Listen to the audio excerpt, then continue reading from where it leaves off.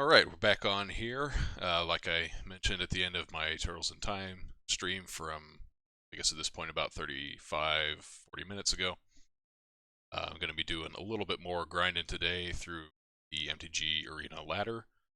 I've made a few adjustments to my stream setup. As you can see, now I have a little bit of a border around my cam to make it seem a little bit more seamless and not just a blatant, here's the cam footage, here's the game footage.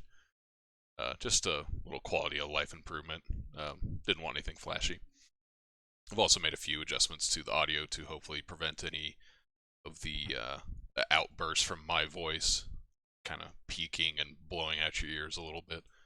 As I went back and watched the video just to kind of check everything out, and I noticed that was happening a little bit. But hopefully that shouldn't be occurring anymore. But aside from that, so we're going to be running back the same deck as we played yesterday. Have not made a single change at all. I was kind of eyeballing this Elspeth last night because it felt like it didn't really do a whole lot. The one time that it actually did show up, we were already winning that game pretty heavily. Just came down, made a couple tokens, got flickered with Yorion, and then the game ended on the spot, basically. The opponent just conceded. I don't think it was because of the power of Elspeth, but basically it was just a 4-mana make 2 1/1s. Kind of whatever. In some capacity, I think it might even just be worse than Omen of the Sun. And we do have another copy of this we could be playing. This is certainly better in a vacuum, but we'll see. Otherwise, deck is card for card what we played yesterday. So gonna hop right back in here. Standard ranked. Again, going to be putting on a little bit of music, so let's have some fun. I noticed the music volume was very low on my previous stream, so I brought it up just a tiny bit. Brought my mic down a hair, so hopefully everything's balanced out a little bit better now. And in those moments where I'm not actually talking, you'll be able to hear the music without having to strain, if that's what you want to do.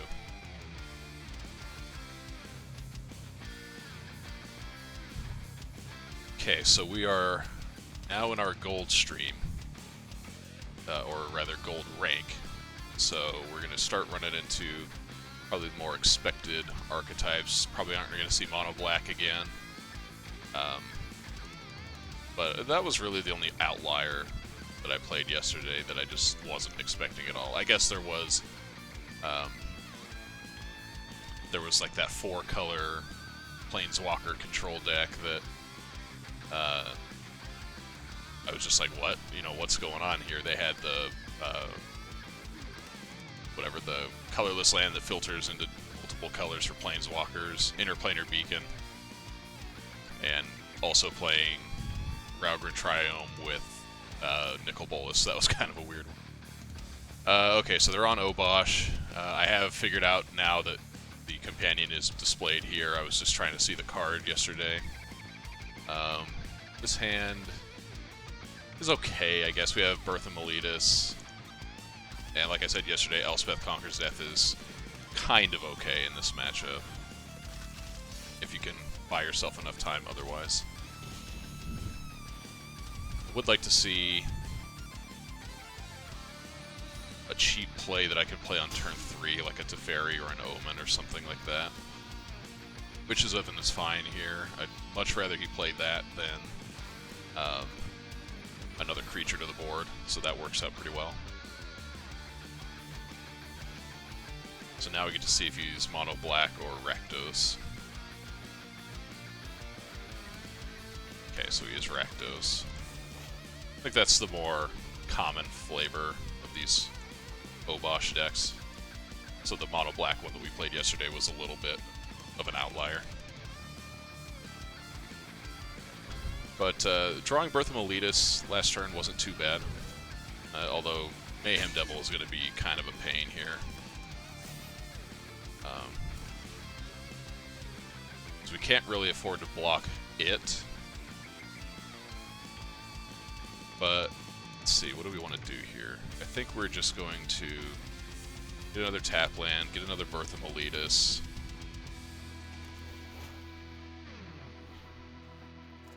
Just really try to set up as much defense as we can at the moment, based on what our hand affords us.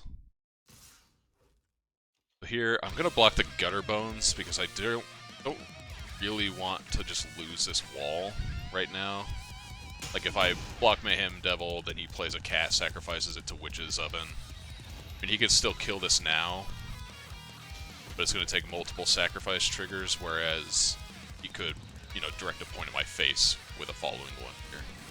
Okay, so he's got Woe Strider. This is going to be a hard game, I'm not going to lie. Unless we can draw Shatter off the top of this turn, this is going to be a pretty hard game.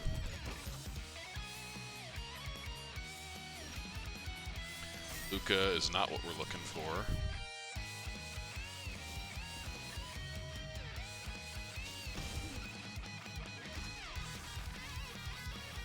If we can live...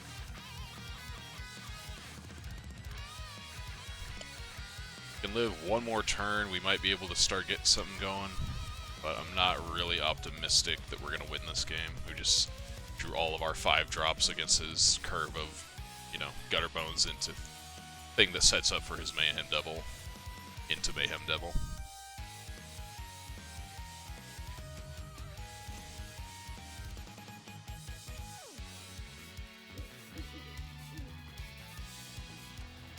And then if he has a land this turn, I just think we're probably dead.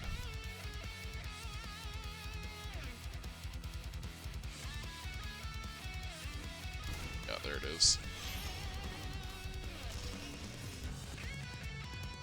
So now we just have to block Mayhem Devil, because if we don't block, we're going to take 12 right there, plus that kills us. Obviously with the Witch's Oven and food and all that kind of stuff, we just can't afford to take a million damage and a washout.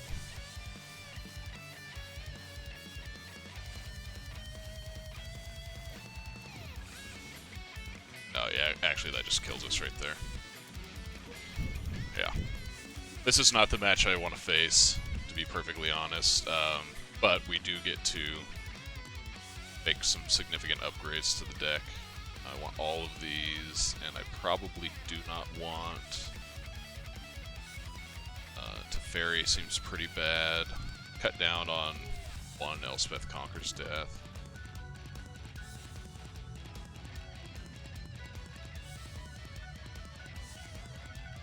And I'm kind of thinking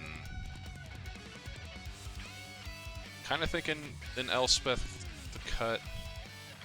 But kind of what I was talking about yesterday, when you're on the play, you don't really want to dilute your overall strategy, which is the Lukka plan. Especially when we bring a Dream Trawler, we kind of want to get that rolling ASAP. So I think what I'm going to do instead... Let's do this. I actually want to cut a couple Narsets. The Teferis at least come down and can affect the board. Narset is pretty bad unless we're already in a winning position or have a stable position. Otherwise, I think we just want to keep everything as is. Bring in all of our removal. Of course. Trying to think what he could possibly bring in. He would want to be able to kill Elspeth Conquers Death. Maybe we keep Elspeth Conquers Death over 1 Fires of Invention. Again, because this card doesn't really do anything. Like you see, we had Fires of Invention play for a turn with nothing really to follow up with. And at least this has a lot of play with Yorion and the Teferis. We can bounce it back and forth. So we're going to give this a shot. I'm not 100% confident in this sideboarding. Try it.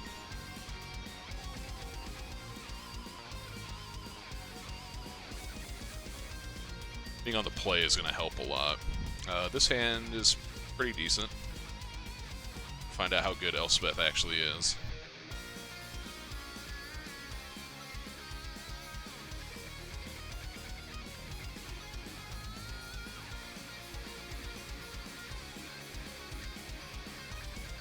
We'll lead with Hallowed Fountain.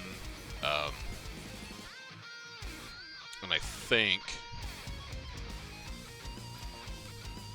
this Fabled Passage is probably going to have to find our other mountain if we don't draw it in time. So we're not going to need double blue for anything, except for the pair of our sets that are in the deck. So let's just do that.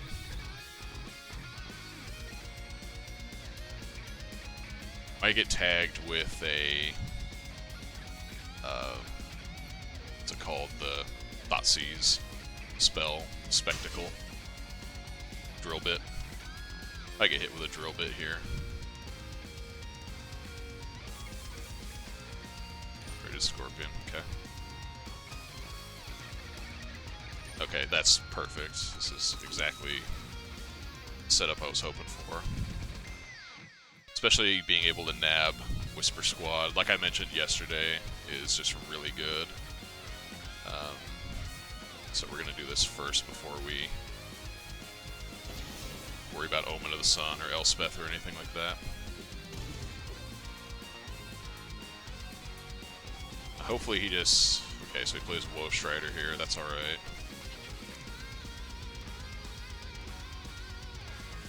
Okay, so it doesn't have any evasion or anything like that, and I think what I want to do is just be as mana efficient as possible.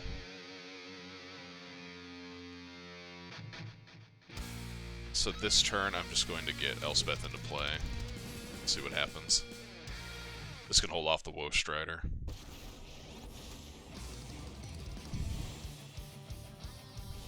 It also sets us up for Lukka if we end up ripping one of those off the top. Can't get Obosh this turn. Could get Mayhem Deviled. Like Mayhem Devil plus Oven would be kind of a pain right now. Heraldic Banner's fine. Okay, great. So now I'm just going to tag the Woe Strider, even though he has Witch's Oven up, because I really just want to make sure that that thing gets the hell off the table.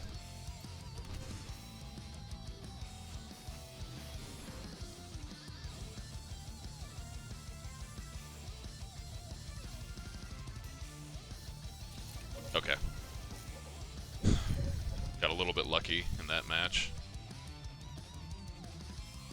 So I think that just shows all that really matters in this matchup is board management. And I think that's why I like having Elspeth in over something like the 4th Teferi or 3rd Narset. So we could also set up a situation where the following turn we could have, you know, made more tokens, flickered it with Yorion.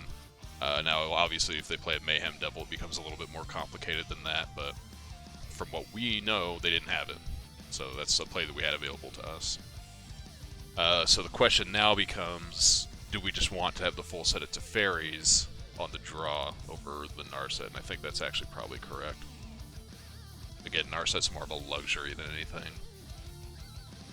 It's nice that she shuts down the Midnight Reaper, things like that, but they only have so many of those, and I can't think of any other cards that actually straight up draw cards that her passive would shut down. And it's pretty likely she's not sticking around for more than about a turn most of the time, so just being able to get something off the table with Teferi seems more important.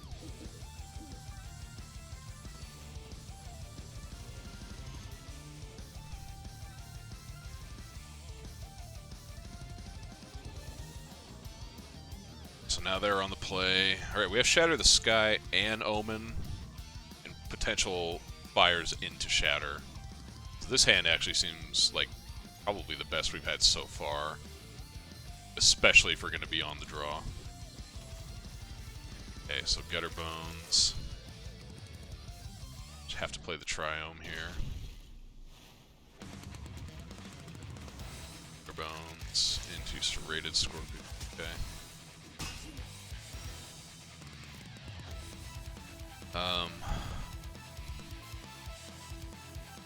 So what do we do here? I think we are just going to have to set up for Omen using Castle Ardenvale. So if we play a tap land, what happens? Take 5 damage down to 13. Alternatively, we kill this, we take 6 damage down to 12. And then on the following turn, we're taking 4 to 8. Then Wrath. We have to go to 6 to Wrath. Whereas if we... Yeah, we're going to save like basically a point if we kill the Serrated Scorpion. And I don't think there's a reason. I guess...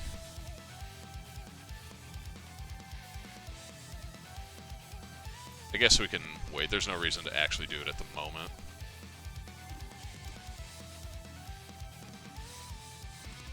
Just have to do it now. Kind of hate having to kill the Serrated Scorpion, but killing Gutterbones doesn't accomplish anything. They can just grow it back. Ghost Rider. Okay, that's not what I was hoping to see, but that's alright. That's a good draw. That's actually a really good draw. It's going to give us something to do, so hopefully his last card is not a Heraldic Banner. Heraldic Banner is +3 damage, and that would be, was this 7? Almost kill us. So if we can kind of avoid anything too crazy happening here, we might have a chance at winning this game.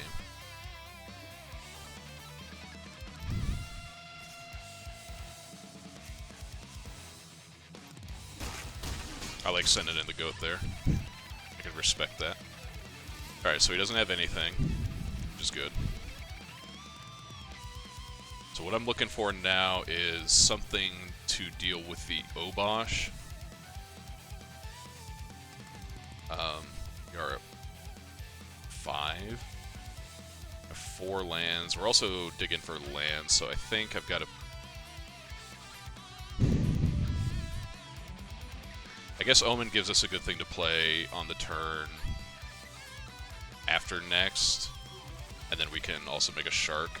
So yeah, I'm just going to keep both of these. Omen will give us just a little bit of life to play with.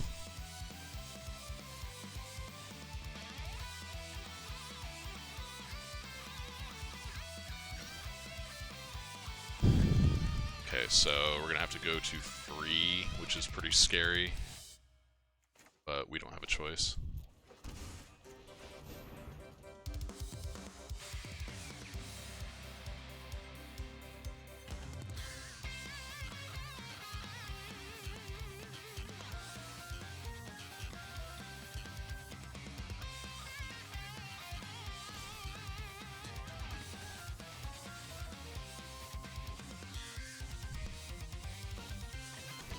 Yep.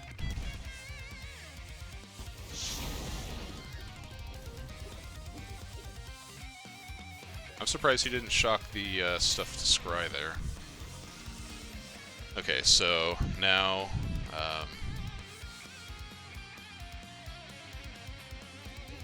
just play this. Play Omen again because we can't not do it. Actually, this is going to be good. We'll Yorion here as well.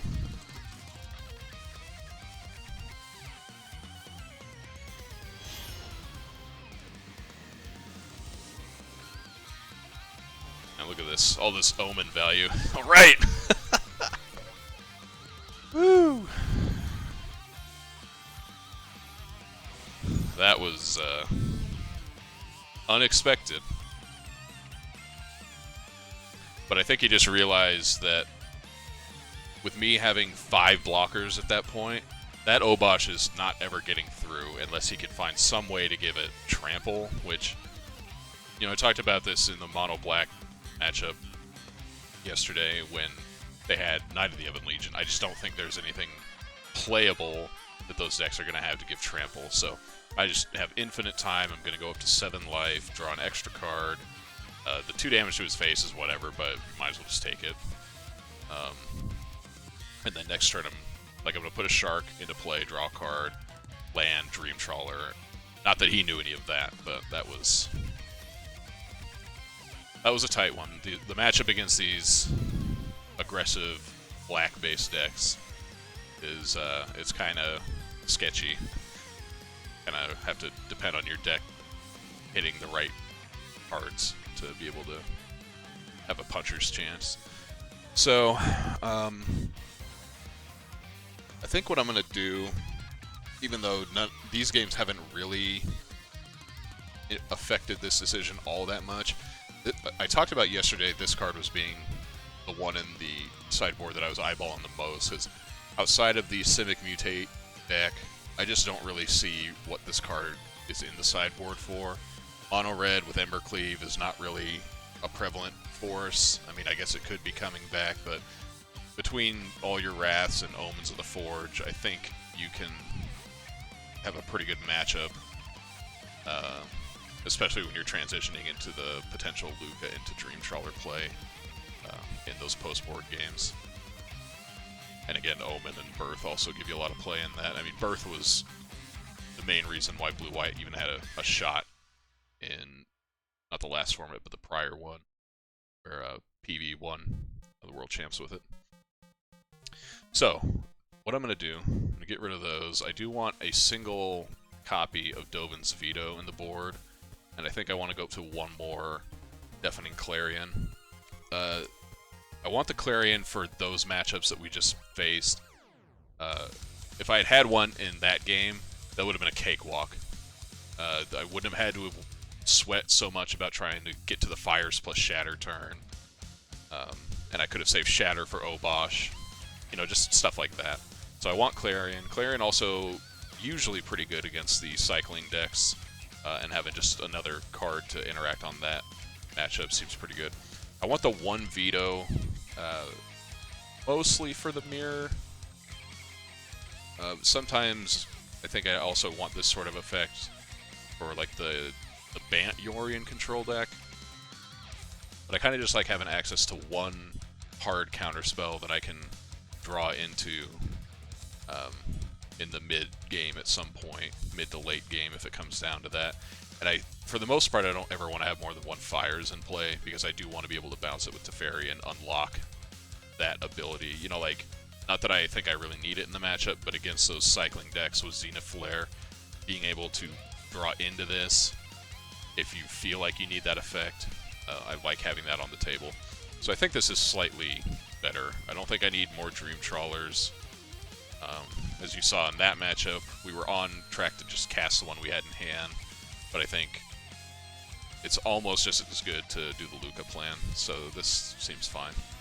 Do a slight adjustment there. I don't know why Arena's been doing this. Every time I make an adjustment, it takes off the favorite on there. One thing I'm going to do real fast before we get into the queue. I didn't do this prior to getting everything set up. That was my mistake. But I want to get the Stream Decker going.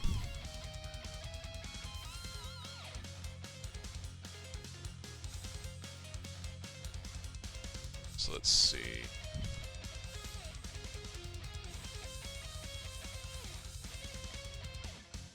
How do I do that?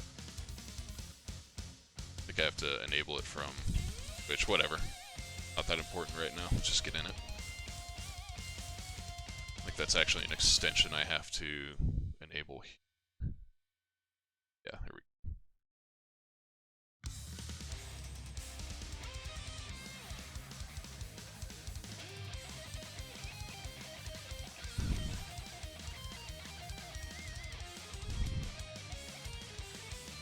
That is actually not what I was thinking of.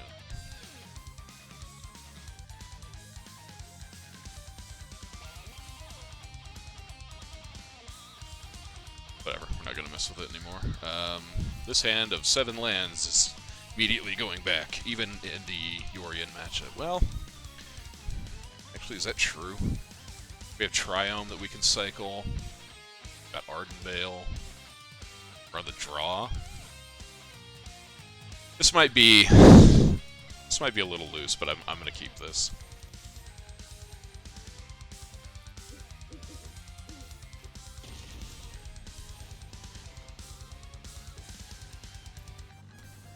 Yeah, this is okay, I think.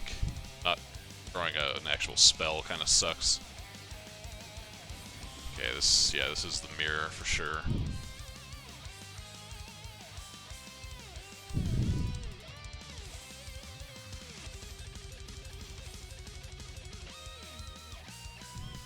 Okay.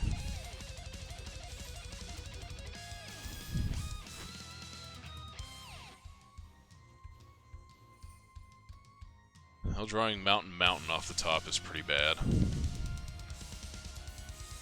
Kind of curious why I didn't play Plains there, if that was his call. Kind of wish we had a blue source to represent, like, Absorb or something. But, whatever. I think most people realize that Absorb is not being played in these 3-color decks. Or really much at all.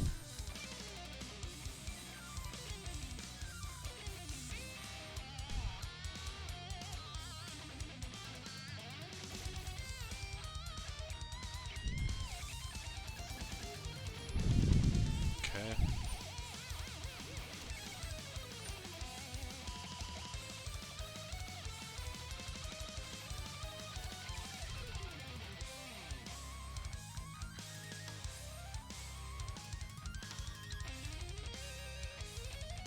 Two top, huh? That's not good.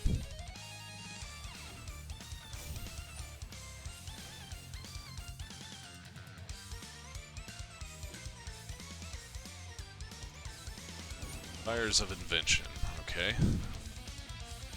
Can't really do anything about that. Okay.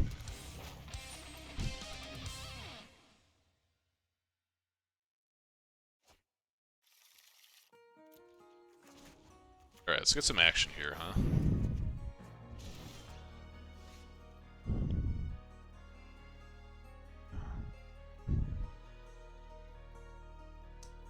Speth is gonna be... turn too slow here.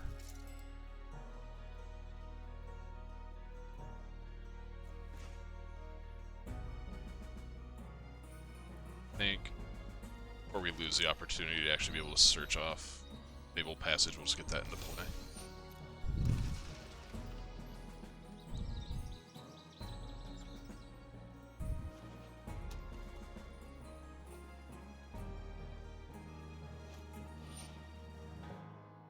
Okay. I like seeing that instead of Lukka.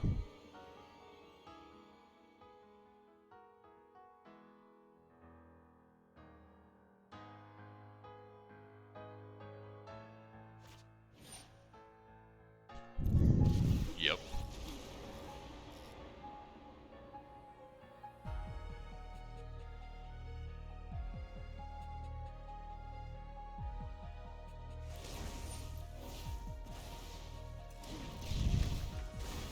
Alright, I've seen enough here. Okay, moral of the story, don't keep 7 land openers. So I don't want this. We want these, which is not the one. I'm gonna get the veto in here, and I think I'm going to take out one fires. Again, you know, I don't want to be sitting on counter spells too much while I have fires. Fires is great if you get it into play, but these post-board games are going to have more interaction for that kind of stuff, and I don't want to be on the losing end of that fight.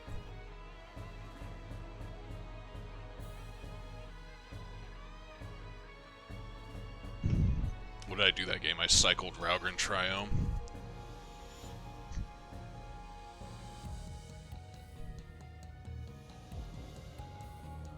Play first. His hand is considerably better. I'm gonna lead on Temple because I need to get a white source with Fabled Passage, but I do want to have Mystical Dispute up ASAP. So it kind of sucks losing a little bit of equity on your Scry, because if we push here, which we are going to, we don't need that right now, then shuffle with Fabled Passage, there's always a chance we draw that card again.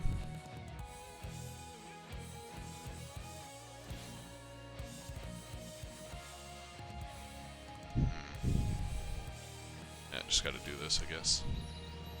Hopefully he taps out for like Birth of Meletus here. That would be pretty sweet.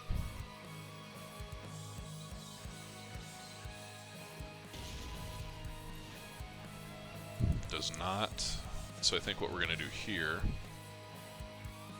is, rather than play out Teferi because he has Dispute up, I'm just going to play this Temple of Epiphany set up for turn 3. Go ahead and keep that. Kind of want some lands, but feel like we're gonna okay for a little while.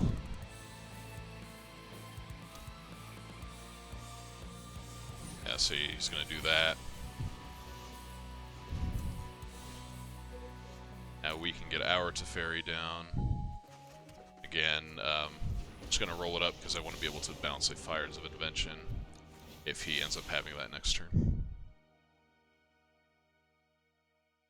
Worst thing he could do would be like Fires Elspeth, make 2 tokens. That'd be what I don't want to see right here.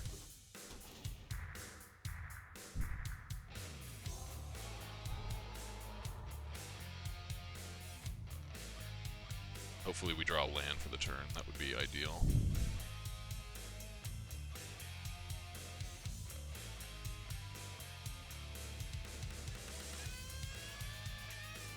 Yeah, that's fine.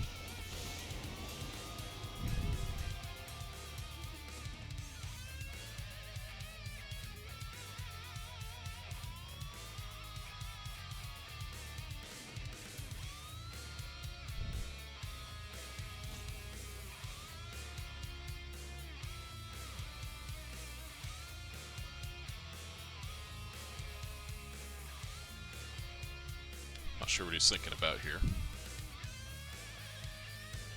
How we doing, everybody?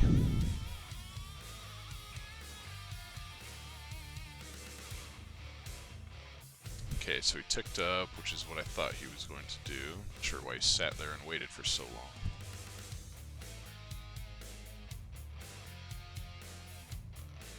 Okay, so what are we doing here? I almost think we just need to Omen to try and find a land here. And do I want to tap out for Fires? If I don't tap out for Fires, and then I brick on land, then I don't get to do anything else good. Maybe it's just best to go Fires, Narset. Yeah, that's a tough call. I don't... Like, Elspeth Conquers Death is going to get something next turn. I think I just have to overload it. I don't think I can sit here and wait around forever. I suppose Omen... I can bounce back with the Fairy. Yeah, I just want to hit lands. Alright, we don't need another Shark Typhoon. We do want Steam Vents, though. I'm still going to do this, just to mitigate the damage of Elspeth Conquers Death. You know, there's our own. So now, hopefully he doesn't tag Fires of Invention. Austin, what's up, dude?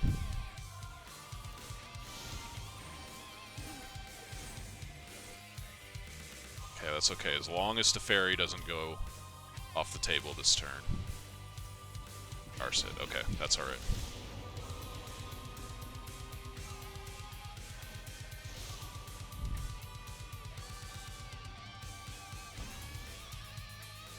Agent of Treachery on 5 lands is not great. Take it. So here I'm going to... I think I just want to get his Narset off the table. So we're going to Fires into Elspeth Conquers Death for Narset. I don't care about Teferi. We're not playing at instant speed, so next turn it's not going to do anything.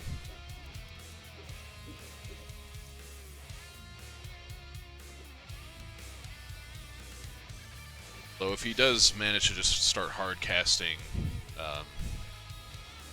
that's unfortunate. What does he hit here? Okay, he hits Fires. I'm alright with that.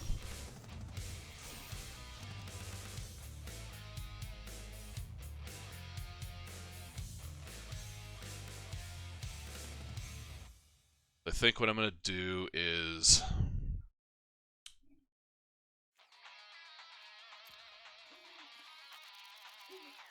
think I'm just going to...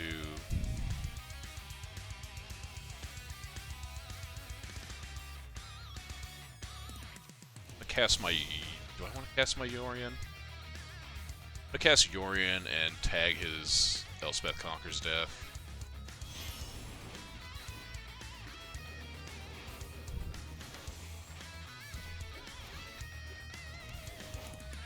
Because I don't want him to, like, bounce his back, recast it to kill Yorion.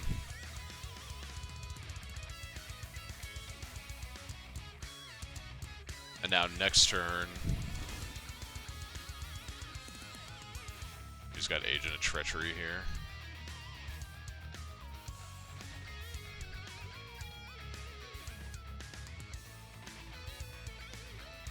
Hopefully he, like, steals my Yorion or something. That'd be sweet. Alright, so he has another Elspeth Conquers Death. That's why he had to shock.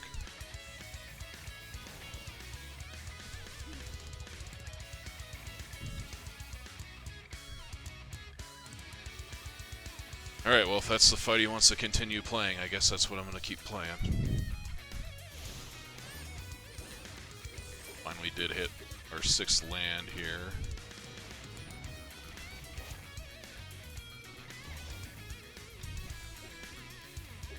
Alright, so that's 2 of his down. He hasn't killed any of mine yet. I think it's actually pretty good.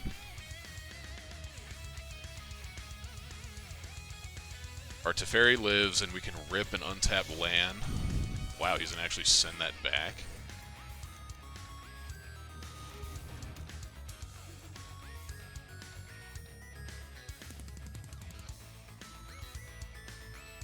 I do not understand that play. I mean, I don't have anything I can get back with it. Wow. So what do? We Fabled Passage, Agent of Treachery, steal his Fires of Invention, Elspeth Conquers Death, kill his Teferi. Seems pretty good. Let's crack that. Let's go for a white source. Play Agent of Treachery. I think we just have to do this and hope that he doesn't have his own Agent of Treachery that he can just sit on. Well, he can already cast it. I can't stop him from doing that.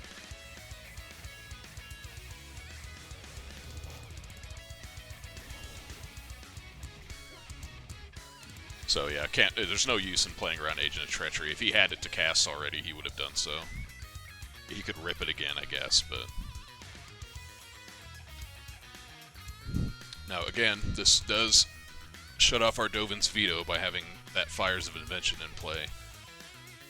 But, you know, whatever. What does he do? He bounces Fires of Invention here. Recasts it.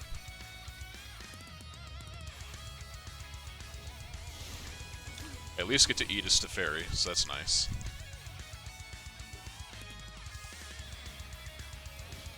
I mean, in all likelihood, that's what he ends up doing here, I should say. He has Elspeth Conquers Death here. Okay, fair.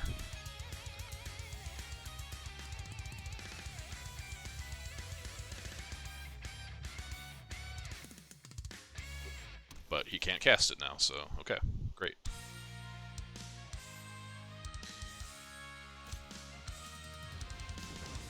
That's fine with me. That goes off.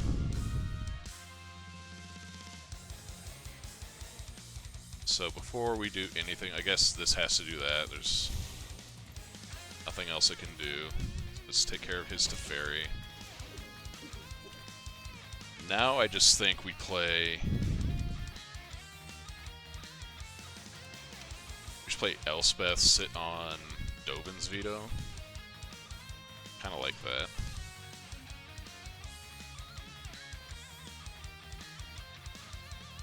So let's see, if he has Agent of Treachery, I don't want him to have either Elspeth or Elspeth's Conquers Death. But how do I get him to get off of Elspeth Conquers Death? Elspeth isn't quite as bad, especially if it's only on going to be on 3 loyalty, so yeah, let's just make the most high impact play that we can.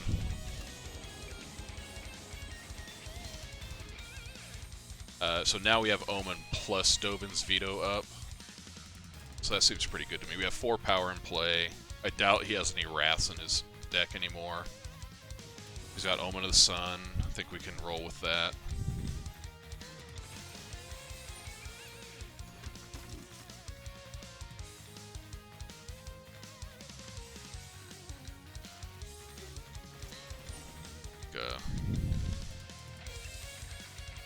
Oh, we're obviously going to be countering it.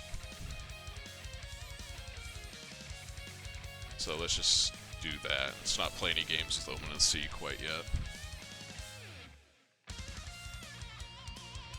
He can't cast anything else. He's already cast 2 spells this turn.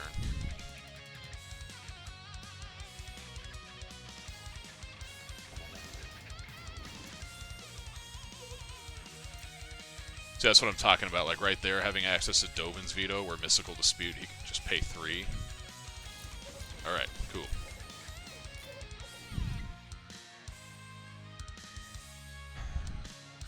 So you see how a lot of that game came down to just Elspeth Conquer's Death advantage.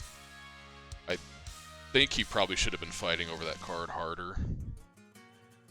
But, glad he didn't. So do we want to change anything for this final game?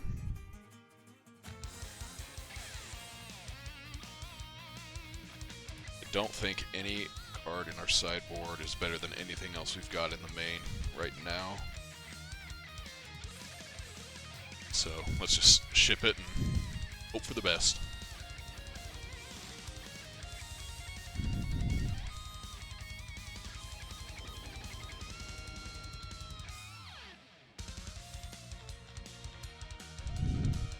For the record, this is more of that game metal from last night.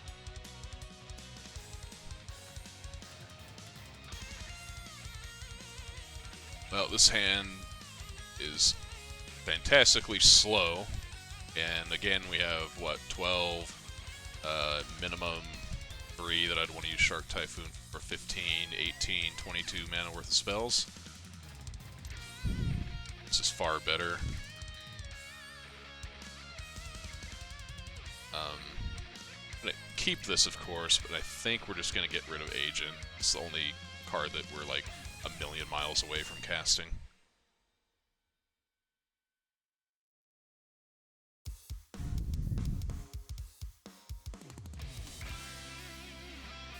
Okay, Birth of Meletus.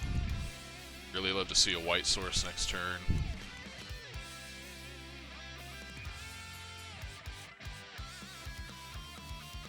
Even just an island or a plains would be fine, but a shockland of any variety would be the best draw.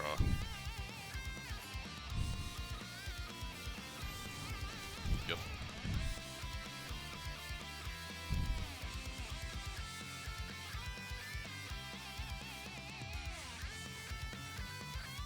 We can go like plains, Birth of Meletus, and then draw to Fairy and bounce the 0/4. Then I'll feel pretty good about where we're at. Okay, that's not it. So with that draw, yeah, you can go away. I think I want to Omen here. So let's just play Mountain, ship it.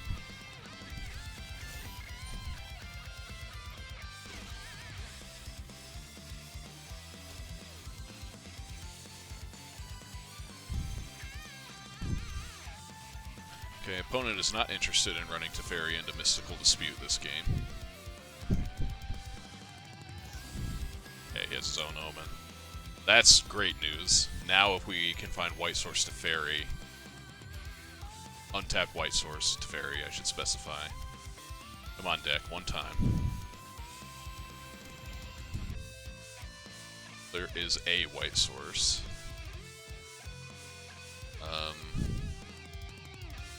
I think I have to ship that. Okay, fires is a reasonable draw here. Now we get to sneak Narset in. This is actually going to put a decent amount of pressure, and of course we're going to brick.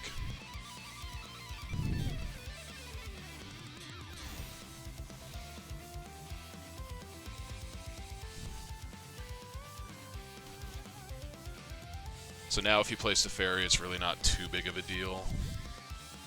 Obviously not what we want to see happen, but alright, he just has nothing. So I'm going to activate Narset before we play Birth of Meletus, because I know we have all those lands on the bottom. I don't want to shuffle those up to potentially be on the top of the library again. So that's not a bad draw. We'll take it.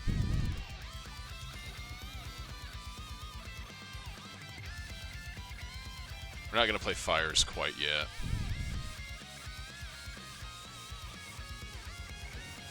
Play Birth of Meletus, get our mana situation going here. Now the only thing that really wrecks us now, and I should have thought of this before I actually played this card, is if he just drops a Lukka on us. Because we don't have a counterspell for that. So, no Lukka. That's what we're hoping for. But he kept both of his cards on top with the Omen of the Sea, so I might have just punted this game. Okay. It's not the worst. We're going to lose an Narset, but it's whatever. She's already got her value.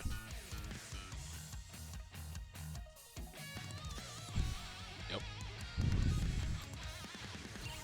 Maybe we'll just get insanely lucky and he won't have a land here. Shouldn't have opened my fat mouth.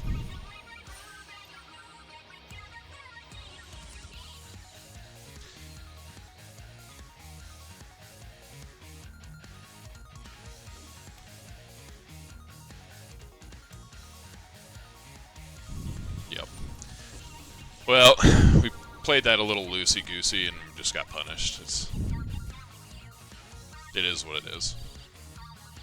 But now we get to see if he... I assume he has to have kept Agent of Treachery. Yeah. Okay. What's he going to steal? He's going to take a land, presumably.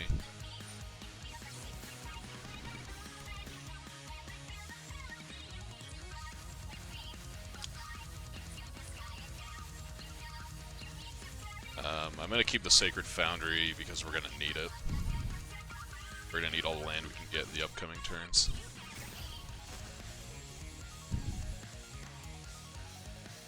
If I play fires here, he probably just takes it, so I don't think I can do that. Especially because I don't have anything meaningful to do.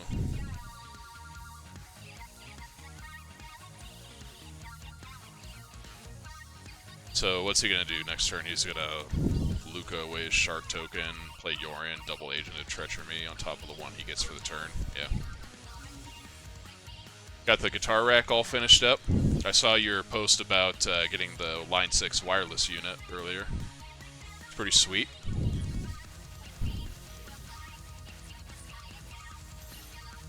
Okay. Here.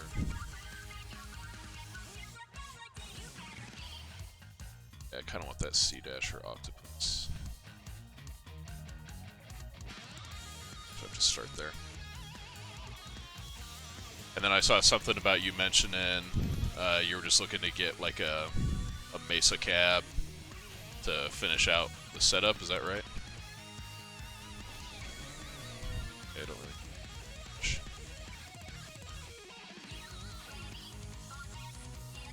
I wonder if. I mean, it's just so important to keep on an off loop. But let's try this. I mean, we've been doing okay against the beatdown decks.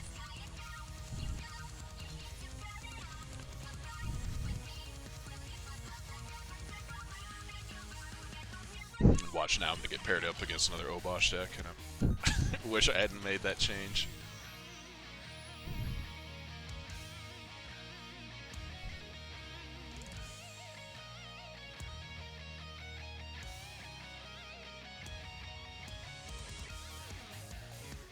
Alright, so let's give this a shot on the play. Oversized Road King cab. What's the difference? Is it like a 4x16 or something? This hand is not keepable.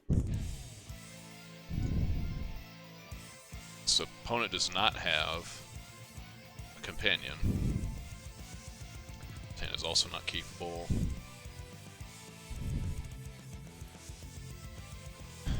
This hand isn't great. I think all we can do here is send Agent and Lukka back and keep our comeback mechanics here and have something we can do later on. But this is not looking good already.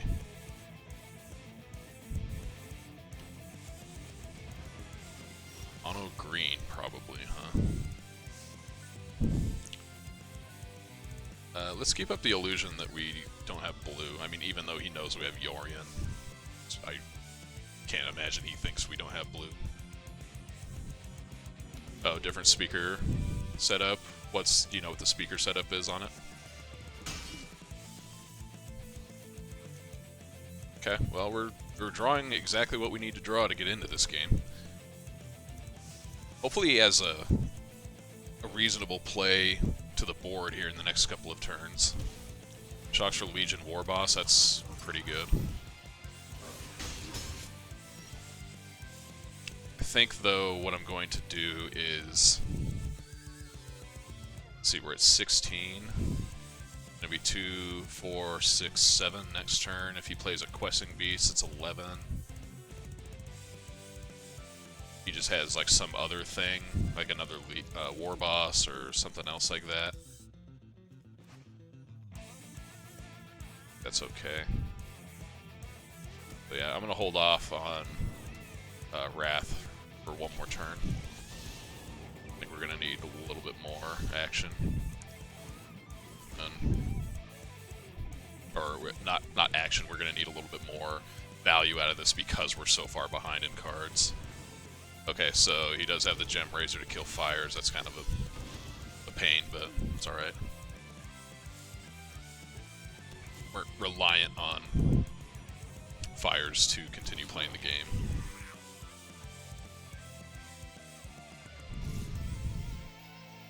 So now what does he do?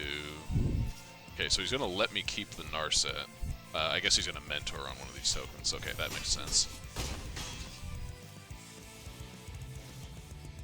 Okay, so now I have to Shatter the Sky. Giving him a card here is pretty bad for us, but oh well.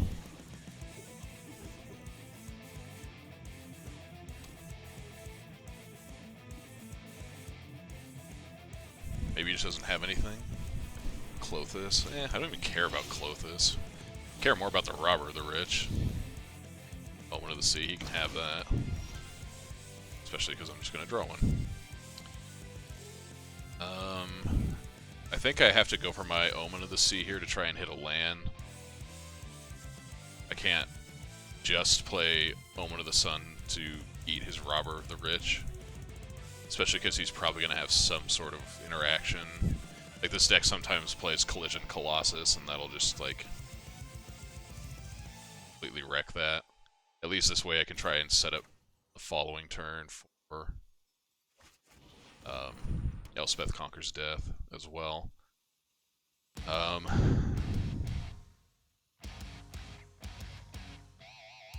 Alright, we just have to cross our fingers here, I think.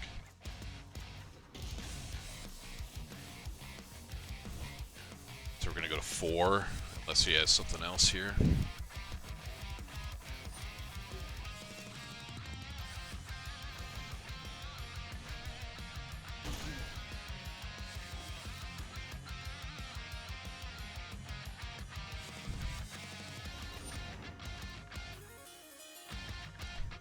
Yeah, I can't beat that because I know I have Wrath next turn, but the Clothis is just going to deal the final 2 damage to us. Alright, so in this matchup, do not want Narset, do want Clarions, do want Omen of the Forge, don't want these. Basically just go into our anti-aggro plan. That's literally what we're doing here, I guess. Elspeth is fine because it'll give us some blockers. Again, like most aggro matchups, you just need to maintain your board presence. Cards like this are a luxury. This being Narset, of course. Agent's too slow. It's not really bringing in counter spells to fight this fight.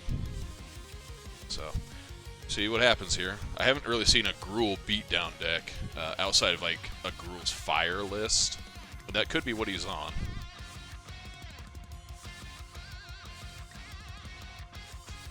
But I don't know for sure. Has 2 Mesa Boogie Shadow Speakers and 2 V30s. What's the size on the Shadow Speakers? Or are they're the same size, they're 12-inch, but instead of having the full set of vintage 30s, it's the 2 and 2, okay. How does that affect your sound?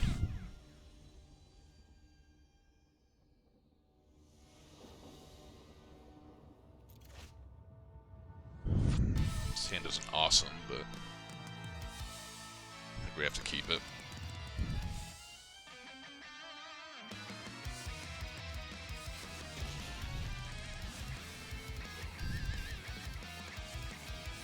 Yeah, that's annoying. I'm going to play the island here instead of the second Triome, because if he has some weird combination of cards that can somehow get that Pelt Collector up over 3 toughness.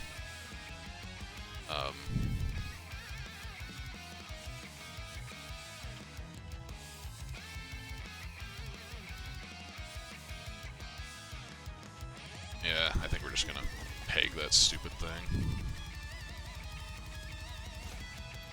Yeah, we'll just do that.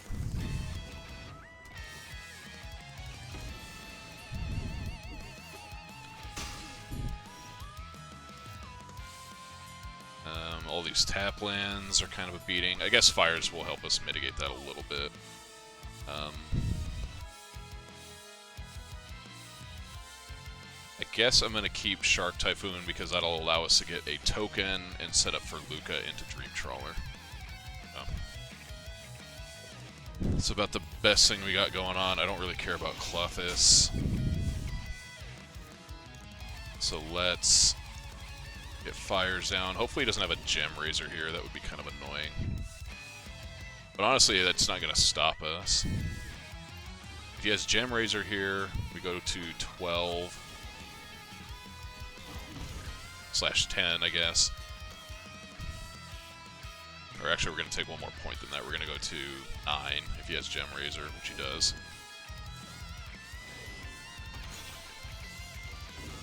The next turn, we can fire Zone Invention, Raugrin Triome. Oh, shit.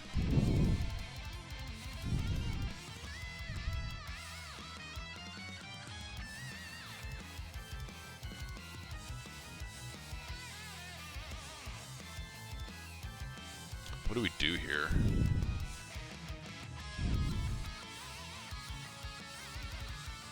I guess the only thing I can do, I'm going to take 7 on this turn from the Clothis and the Gem Razor. The only thing I can do this turn is make a Shark. I guess I'll make a 3/3 that can potentially trade with, like, the Gruul Spellbreaker. That's what he ends up going to.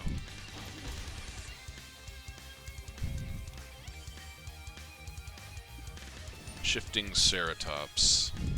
Okay, well, we're not dead, but that's not good news for us.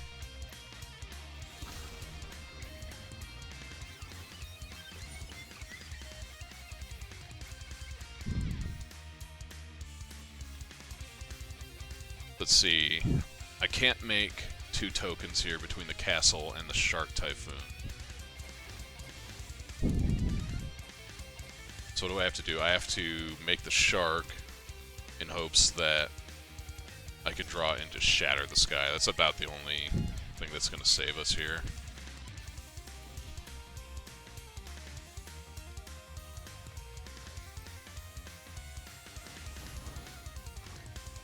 Another Lukka, great.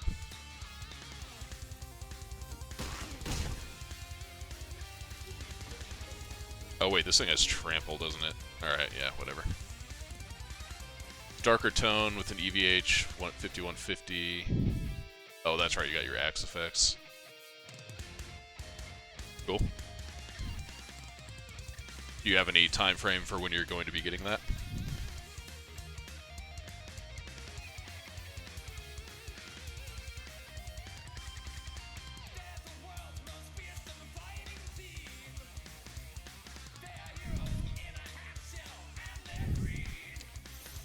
Alright, so that wasn't super hot.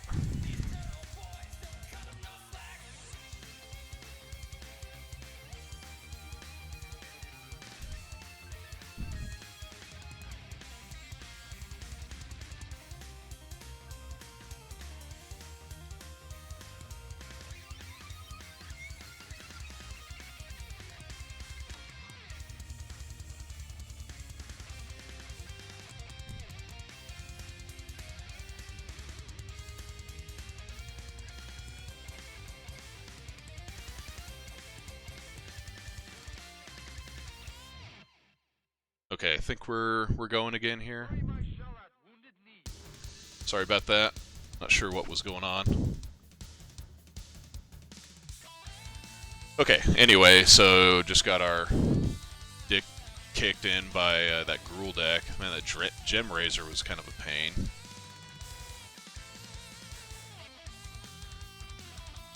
Alright, so what do we want to do here? Do we want to make any changes? I mean, I hate being results-oriented like that, but it's like that's the kind of matchup I wasn't expecting to play against, and it would have been real nice to have access to Aether Gust, but I don't know. I don't expect to run into that a whole lot. If it comes down to it, and we just keep seeing more of that kind of crap, then we'll kick these back out for some Aether Gust and maybe even put in a third. But that's alright. We'll just see what we can do here with the same setup.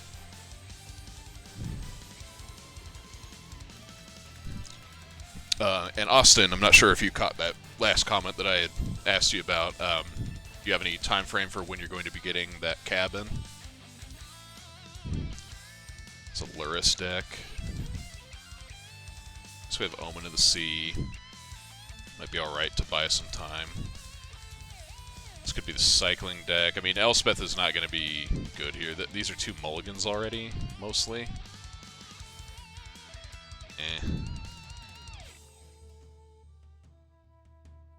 This will answer Luris once it comes into play, I suppose.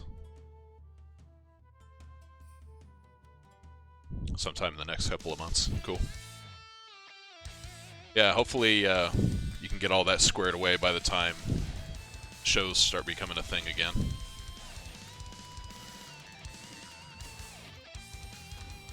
Okay, turn 1 oven is alright for us.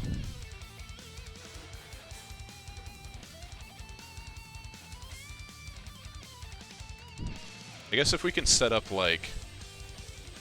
That's fine. If we can set up like Omen into bounce Omen with Yorion, that might be okay.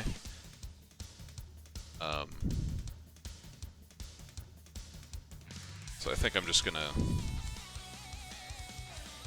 do that for now.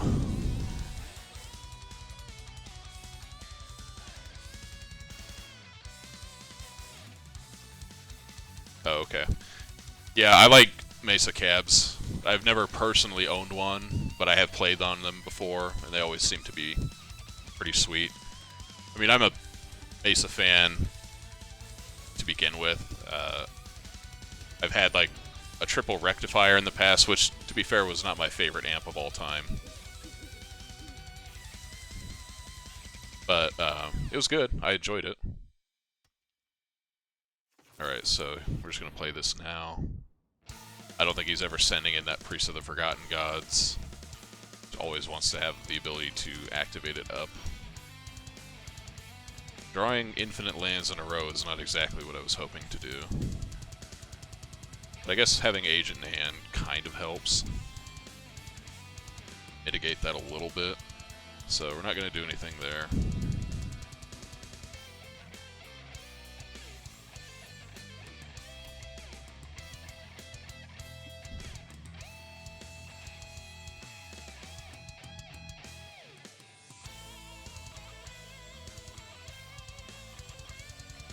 Yeah, that JPC, what is it? I'm trying to remember the actual title. It's like the JPC 20 or something like that. That thing is awesome. I mean, obviously. Croxa, huh?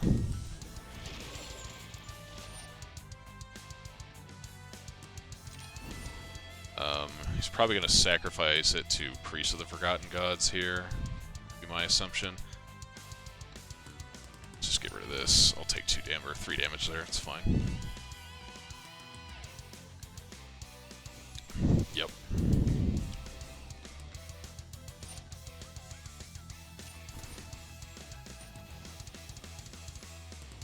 He's got 4 cards in the bin, including Croxa, so he's a little ways away from being able to actually cast it.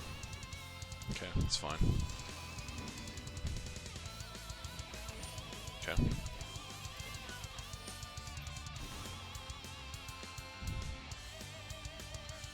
I think, so now I'm going to play Elspeth Conquers Death, set up 4 Yorion to flicker it and Omen, so I'm not going to sacrifice Omen right now.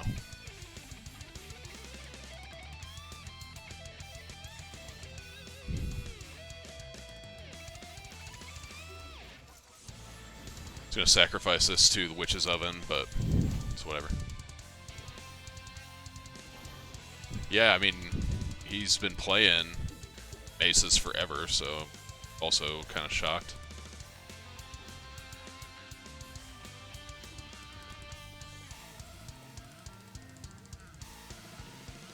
So because he didn't sacrifice Luris to the Witch's Oven, he can't actually get Croxa out this turn.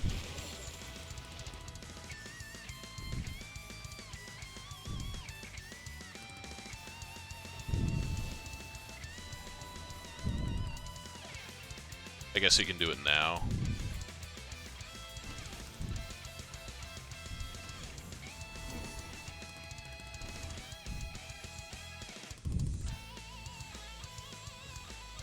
Which kind of sucks. I really don't want to bin this Agent of Treachery, but I think we're going to have to.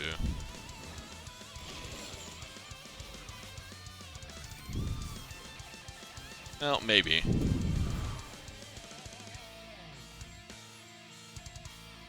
2, 3, 4, 5, 6. So, what happens? Next turn we're playing Yorion.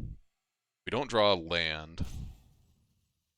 Agent of Treachery, still minimum 2 turns away. Whereas if we keep the land, we can play it and start cranking out tokens too. So I'm just going to get rid of Agent. Actually, and we can reanimate it with Elspeth Conquers Death. Never mind. We don't even have to worry about not having access to it. So this Croxa actually did some work for us. Dreadhorde Butcher. Okay.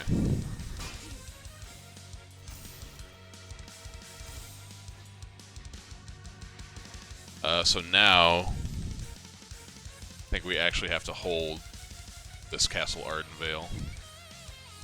Because if he plays Croxa again, which he might not want to get that stolen by Agent of Treachery, so it's possible that he's going to hold off on doing that. Either way, I'm playing Yorion now to flicker Omen of the Sun.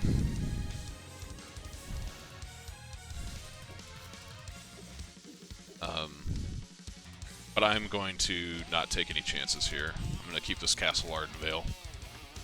We can get Lukka rolling. I think we're in good shape.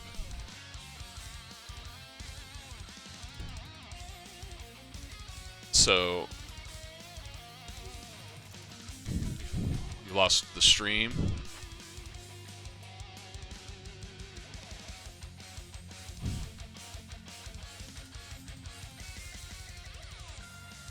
Let me try doing a reset on OBS. Let me know if you're still not seeing it right now, and I will do a reset on OBS momentarily. Okay, so he does Croxa. I'm gonna get rid of this.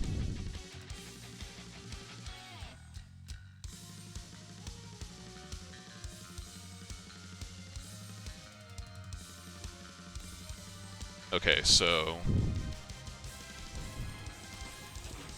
what does he do this turn? He's probably like, is he going wild in the red zone? Probably not.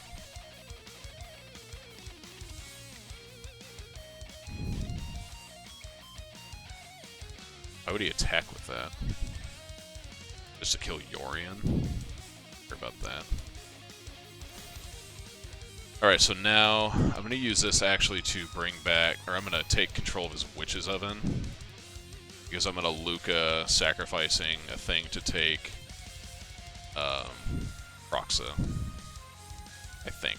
Like that's what I want to do. Or I could go to take it and then take...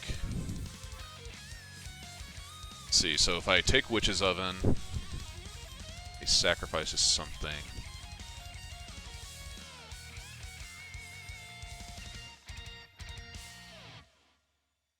But just take the Dreadhorde Butcher? Man, I don't know. This is a tough one.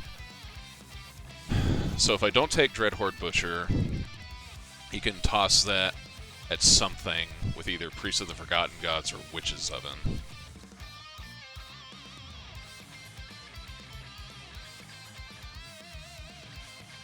But he doesn't have anything to get Kroxa back, so I think what I'm going to do is this. I'm going to take Dreadhorde Butcher. Then I'm going to play Lukka. If he goes to throw it at something, great.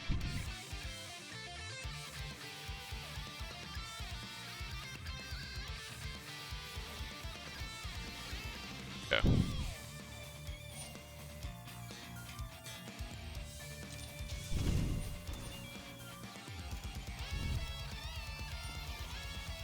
It's fine.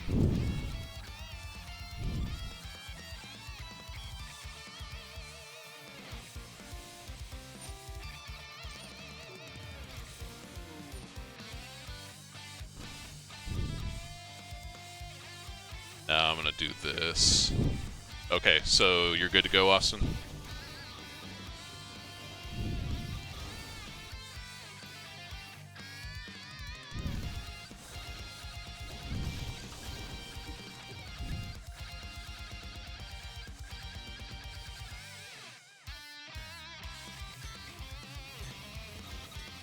Yep, predictably, he does that. That. I mean, I don't think we're winning this game, so it's probably not that big of a deal. Okay, good. You're good. I didn't actually have to do anything in OBS yet, so not sure what that was all about. Sorry to anybody else that's experiencing issues with the stream. Alright, well that's just game. And you can see why Agent of Treachery is, like, not good against this deck at all. They had 2 sacrifice outlets that I could not take them off of, even with 2 agents.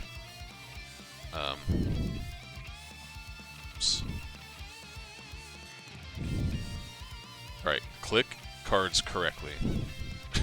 Alright, there we go. I want to be off that fires, I think.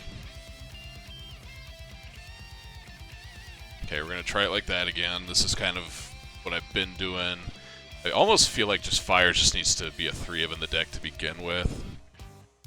It's okay, but it doesn't feel absolutely necessary like it does in traditional fires control decks. That might be one slot that I play around with a little bit. Maybe have... I don't even know what I'd have in its place, but this seems right. We've got all of our removal in, going on Dream Trawler over Agent of Treachery. So let's just hope we draw a better part of our deck. We had Elspeth Conquers Death in our opening hand that we fortunately got to convert into something, but until he played that Lurrus, it was just sitting there rotting. Maybe I'll play another Scryland in place of that. 4th copy. Here...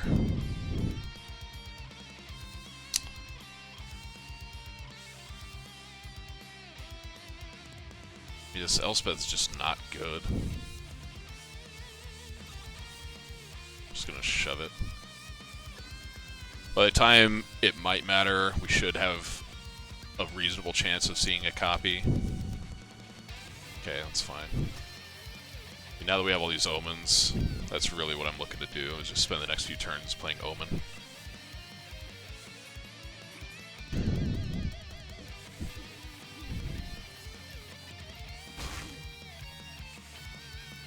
Roxa, sure.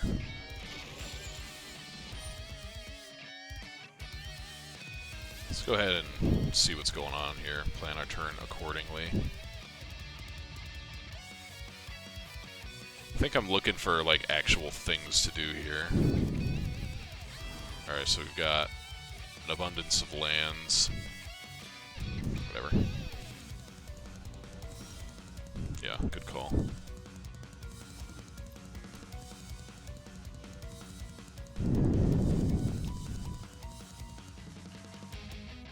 I do have a very similar deck to this built. I haven't taken it out for a spin yet. But it's a risk factor, huh? So I want to take 5 this turn.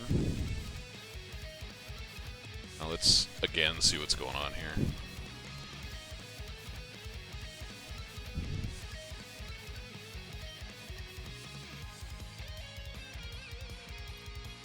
This can go away, but I'm going to keep the Elspeth.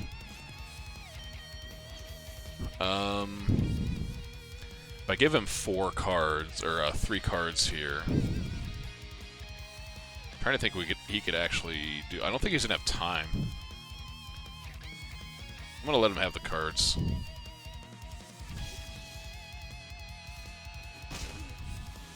Like right now, my life total is the most important thing going on.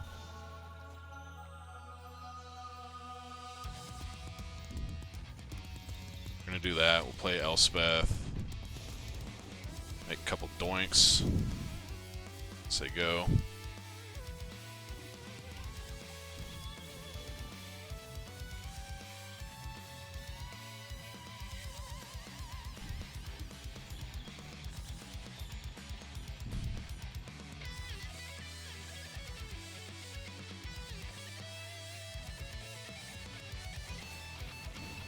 Factor. Again, I just don't think he's gonna have time to have all this stuff matter, but this time I don't actually want him being able to discard a whole bunch of shit into the bin, so this time I'm gonna take 4 because we're gonna have Dream Trawler online next turn. That is less of an issue. And here we're just gonna block. Eat his thing. Take 2, go to 9, it's whatever. Now we're going to... Hopefully he doesn't have a removal spell. What would he have? Usually this deck would play like Deadweight and Mire's Grasp. So let's just do this.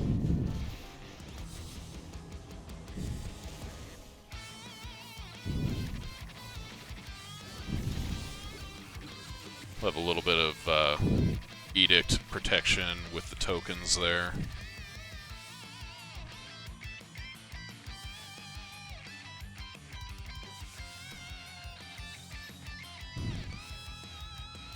Okay. Cool. That ended up working out.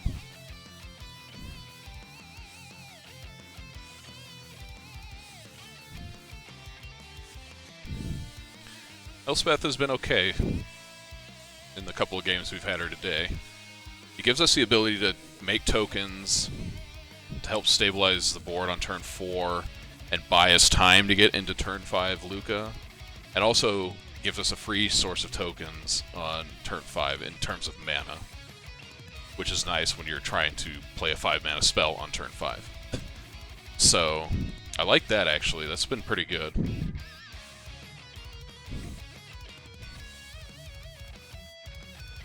Okay, yep, I don't think we're making any changes again.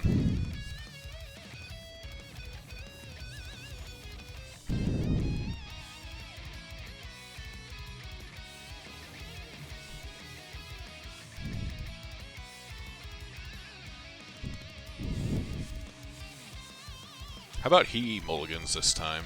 This hand is fine. Okay, no 1-drop is fine. I won't complain about that. Kroxa, huh? Oh, I think this is going away.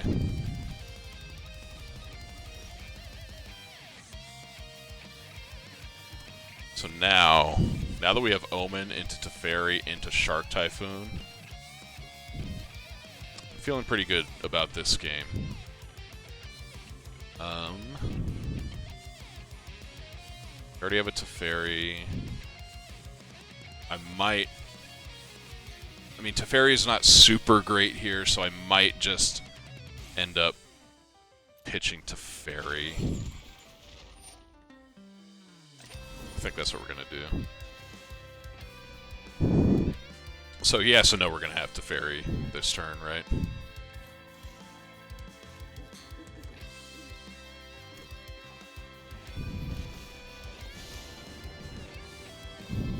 Can't play Murderous Rider in this deck. Don't believe there's any removal spell the Lurrus deck can play outside of, like, Eat to Extinction. I guess you could have Bedevil. Okay, Dreadhorde Butcher is fine. So play another one of those. I guess now I probably just have to discard the Shark Typhoon. Kinda sucks, but it's whatever.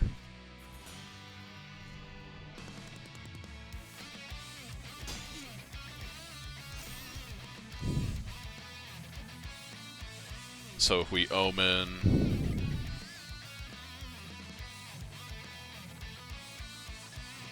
I wish I could Omen and Birth of Meletus this turn.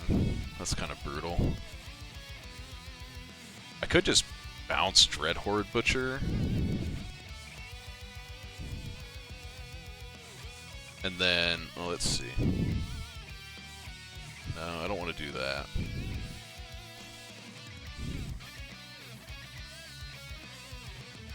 Having this, like, triple, just mono blue source is kind of brutal.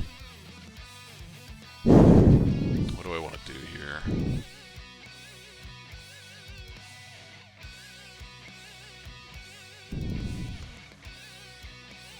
I think I have to do this before it gets any bigger, and I can't actually kill Dreadhorde Butcher. So we'll just let him tag our Teferi if he wants. It's not the end of the world. Pull it up. Hopefully he doesn't have another one.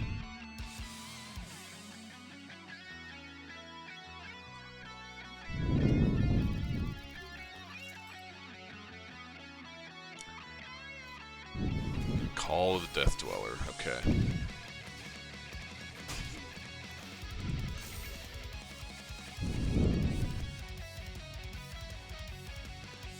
So what can we do here? I really don't want to Yorion this very moment,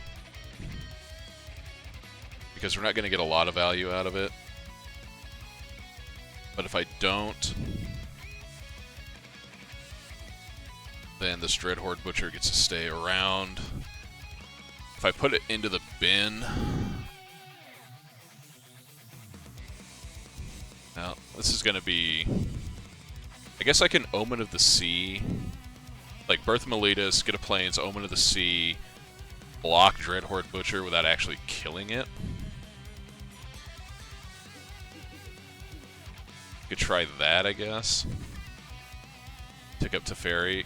Basically what I want to try and set up is have Teferi in play alongside both of the Omens. And I guess we're going to actually get a Birth of Meletus out of this as well.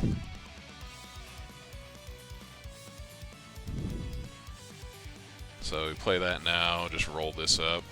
So if everything works out, we're going to be able to have Omen. We'll have everything in play with Dreadhorde Butcher still in play, not killing Teferi.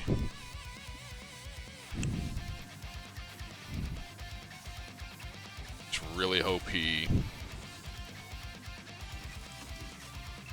Oh, it has Menace. That's kind of brutal.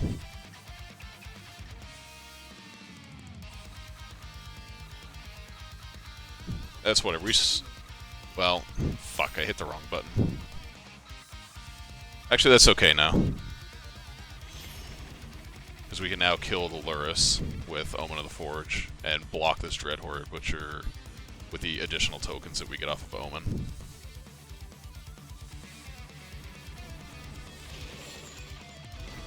That's fine, I don't need that.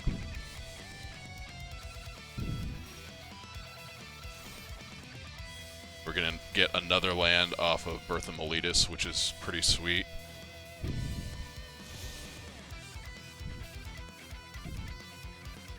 That'll actually insulate our Omen of the Forge as well. Just gonna bounce it all. It's a close match, man. I have to say the matchup against these aggressive decks is they're nail biters for sure. Okay, get this Lurrus out of here. He's gonna get a food. It's whatever.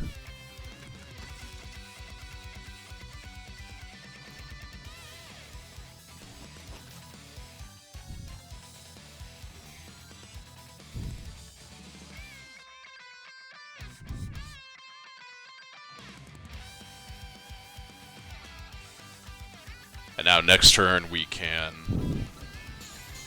potentially bounce Yorion with the Fairy and do it all over again.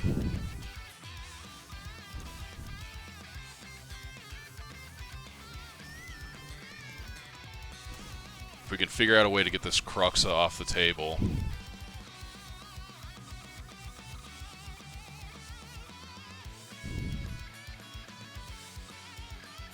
So I can eat it. Alright, well he's just going to give up. So what I was thinking about there is blocking with Wall and Yorion to eat it. Teferi goes down to 1, so I can't do the Yorion bounce flicker play, but that's okay because that's not generating quite the value we're looking for. But okay, that ended up working out alright.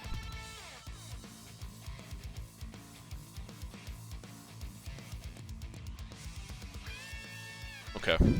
Alternatively, we could have just blocked like Wall 1/1, kept this in play, had Teferi at 4, rinse and repeat.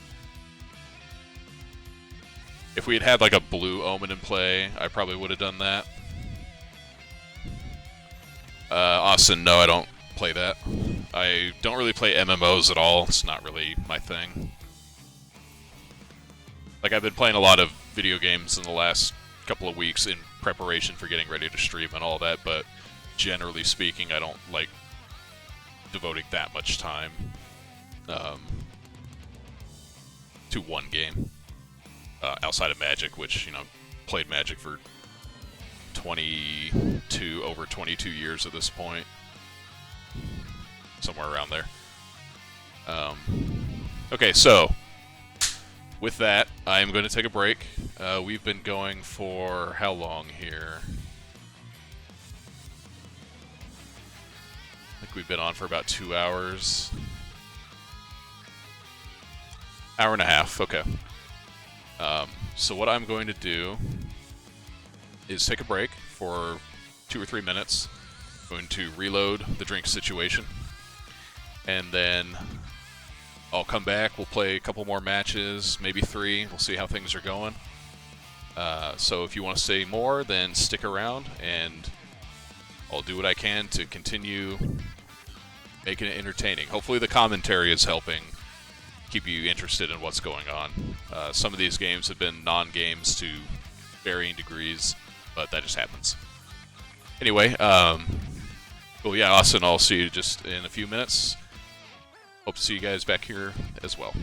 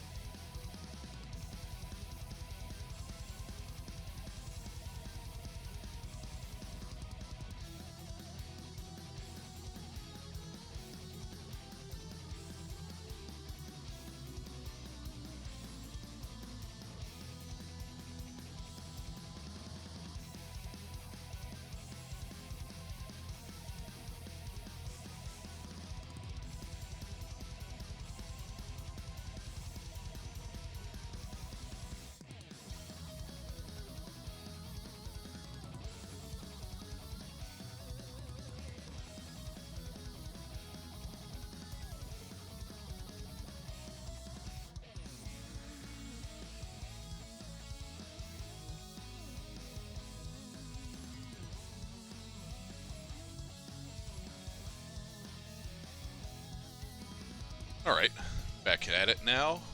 Didn't want to leave you guys hanging for too long. I really do enjoy this type of music. I feel it's like perfect for me for the kind of streams I want to play. Or, you know, put on, rather.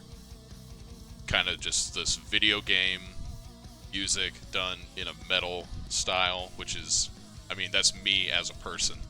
It's perfect. Again, this is the game metal guy, Johnny Atma. I posted the link to his channel on YouTube where I first discovered him last night. I'm going to post it again because he definitely needs the credit for the work that he's doing. Anyway, so now that we're back in the saddle, got my refreshments reloaded here. Saving this for a little bit later. Knob Creek and I are going to have some fun after the stream. Let's get back into some games.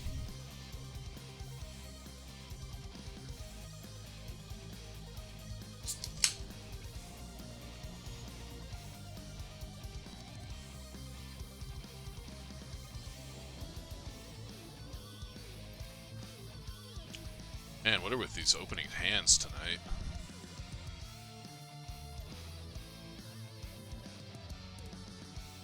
Alright, this one's actually not so bad. We can keep this, throw this guy back, lead on Fabled Passage, so that next turn we can have Omen of the Sea into, hopefully, Teferi Time Raveler.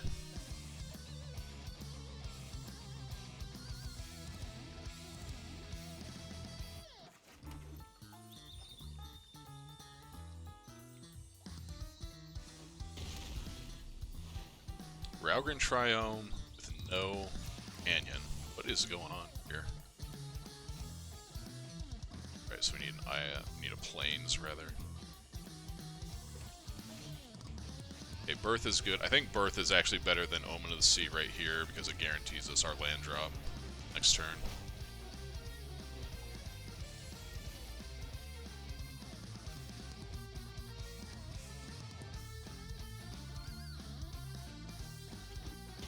How has the audio balance been tonight in between my voice and the music and everything else? Has it been about where it should be?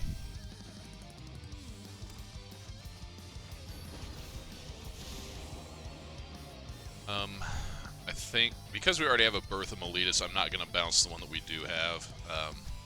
I'd rather save that play for Omen of the Sea.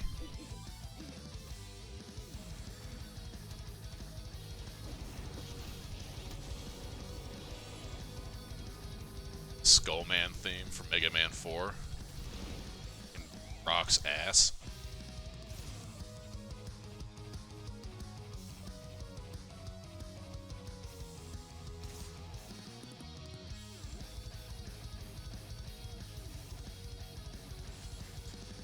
Okay.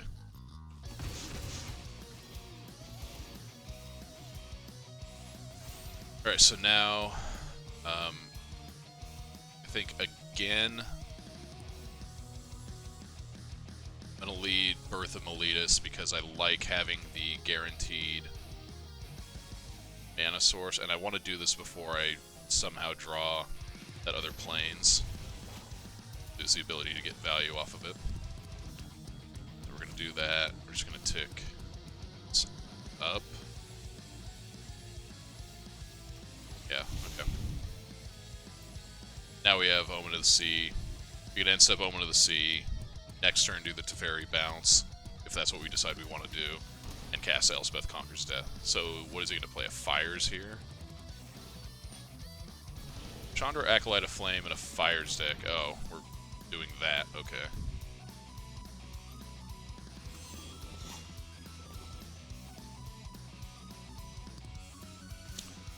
So hopefully he just hits like other Winotas.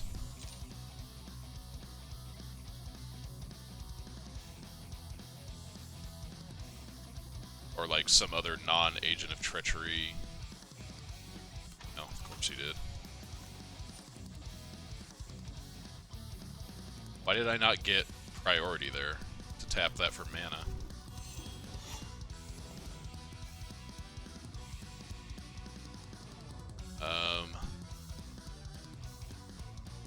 Do I just block the Winota so I can have the bounce on Omen C?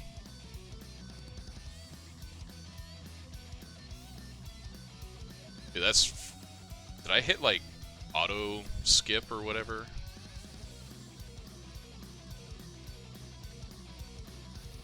It's our best shot. Yeah, I think I have to do that, because our best shot is just to rip Shatter in the next couple of turns.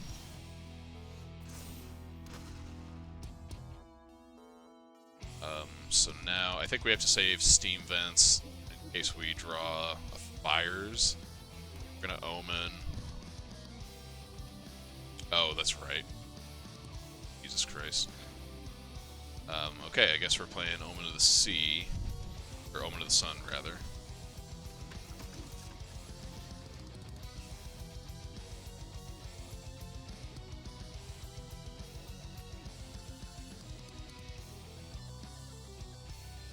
Just bounce Omen of the Sun. If I bounce Winota, that doesn't really accomplish anything.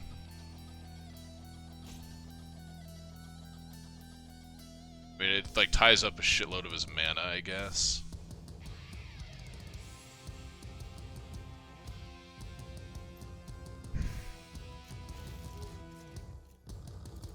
Yeah, I think we still have to do it. It takes a 4/4 attacker off the table as well.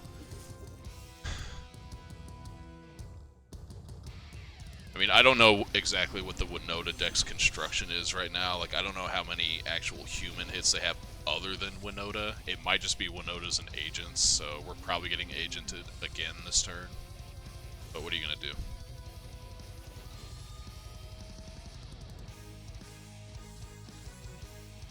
If he gets another agent, I'm just conceding here. Okay, Charming Prince.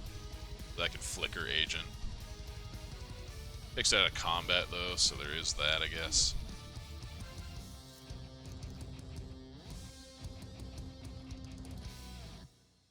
I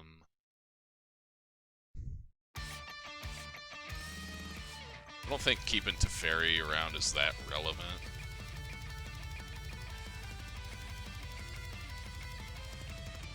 I think. So I kind of just want to kill Charming Prince. Take it out of the equation as a blocker or an attacker. Yeah, we'll just do that. Here.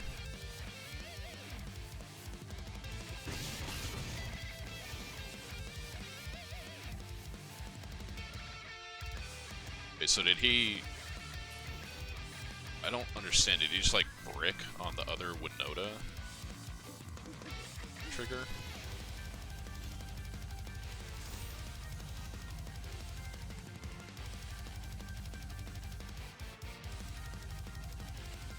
Alright, well, still playing towards potential Shatter the Sky. He's down a Winota Graveyard. He has one in play. He might be holding one. In fact, he's very likely holding one. Just see what happens here. Alright, yeah, I'm done. Well. Yeah, I'm just like misplaying all over the place now. Okay. Let's reset. Let's try this again.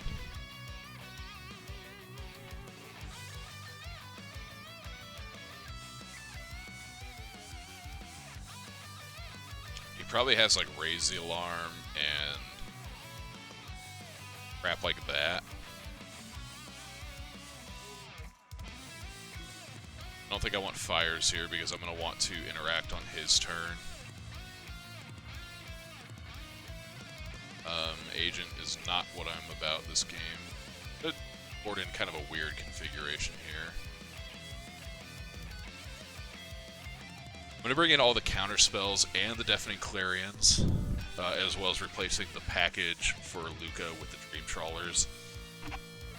I don't want him to have Elspeth, or not Elspeth, Chandra in play like he did that game.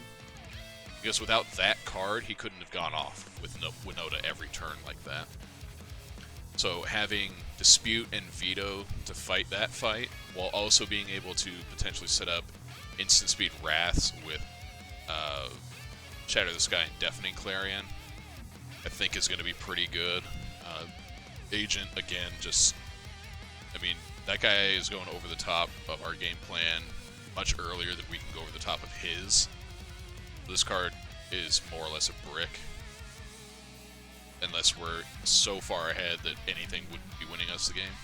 And again, Narset, as we've been seeing a lot of tonight, is more of a luxury than a necessity. I don't think we need to go anything like Omen of the Forge. That feels pretty small ball for what he's doing. Typically he's making like 2 tokens at a time.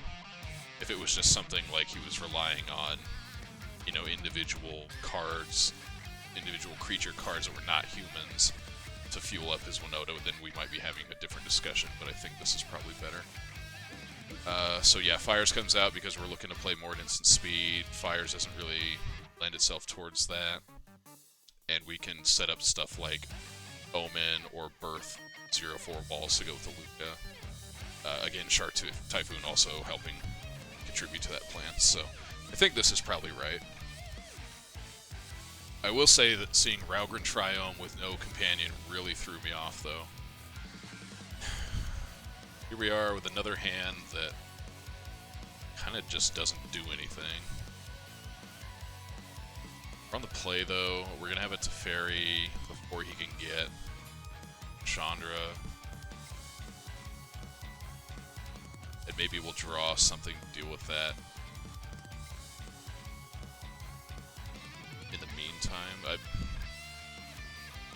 kind of hate mulliganing a hand like this because it's got things you can do. It's got all your colors of mana. We just need to fetch a white source with the Fabled Passage at some point. This card's pretty slow. Like, this needs to be at least a 4-mana play before it really matters at all. So we can block those, you know, 1/1s or whatever. I mean, I'm going to keep it. I'm not happy about it, but I'm going to keep it. I kind of don't like giving him as much time as I did, like, contemplating my hand, because now he knows, or can at least have some sort of assumption that perhaps it's not as good of a hand, and he might be willing to keep something that's a little less optimal, whereas he might have mulliganed if I kept more quickly.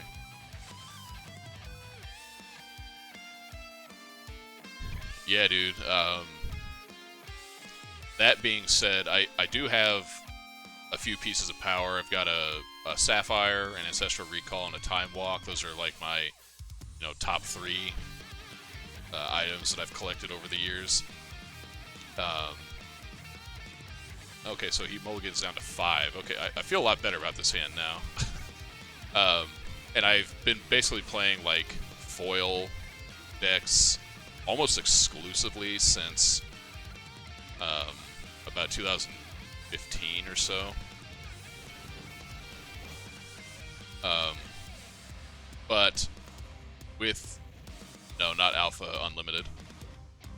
But given the nature of the world right now, I've really heavily considered selling out of Paper Magic.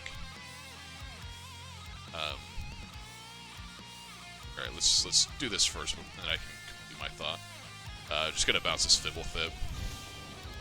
I don't really care about it, but I want to delay his board development.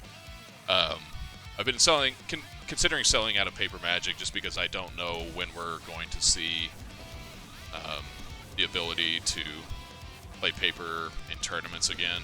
Like, that's probably months out at this point. Okay, so I'm going to lose Teferi here. It's whatever. And I think I'd just rather get the money that I can actually get, rather than just be sitting on a bunch of cards. I think if I sold off everything that I own right now, with the exception of the pieces of power, I could probably get, after grading, I'm guessing somewhere between $6,000 and $7,000, maybe $8,000. If I'm I'm lucky. And I think I'd just rather have the money at this point in time.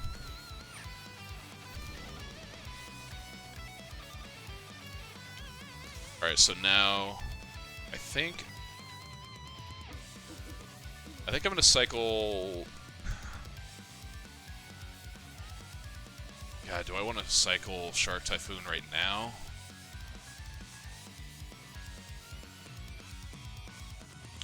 And if I cycle Shark Typhoon right now, what happens? Make a 2/2 that can kind of pressure Chandra. I can kill in 2 turns, and it prevents him from making elementals next turn if he wants to keep her around.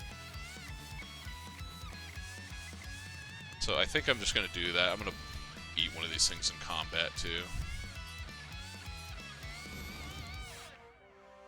Plus, I need to find action. Like, I'm on 5 lands in hand.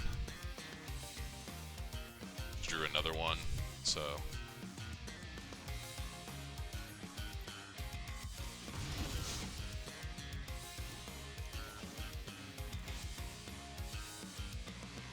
So, what am I going to do here? I'm going to attack Chandra.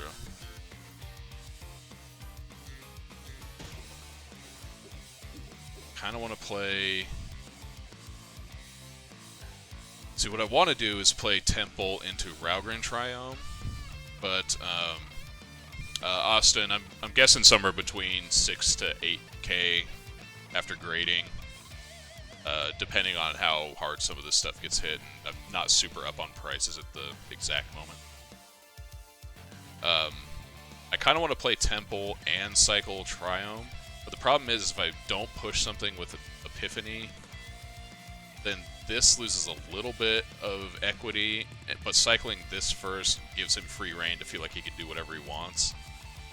So I think I just have to give up a little bit with the Temple play. And so, okay, there, we got a little lucky in some sense. Alright. Raise the alarm. I was pretty sure he was going to have something like that since he's shocked to have 2 mana up. So we're probably looking at a Winota here. There's a swamp.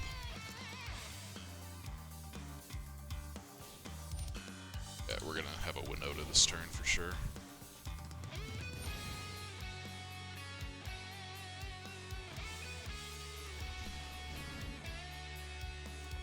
Alright, well, drawing mono lands this entire game certainly isn't helping matters.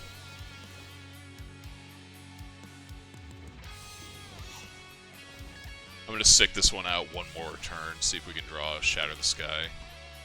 Because we're likely going to get, like, agented all around the place this turn.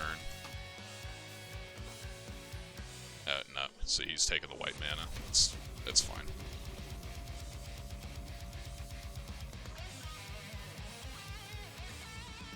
Jesus Christ, we got wrecked that match.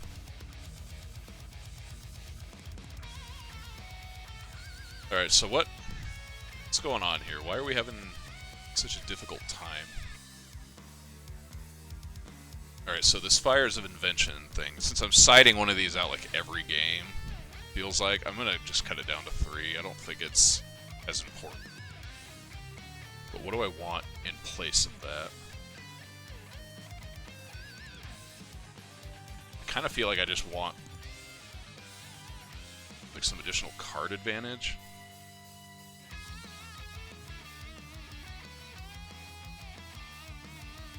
Like even something like Drawn from Dreams. Drawn from Dreams fits pretty well with Teferi in this deck. We're not often going to be playing at instant speed either, so like tapping out for this isn't the absolute worst. Plus, like in a situation like that, I didn't have like anything to do on turns 4 and 5 that really mattered all that much.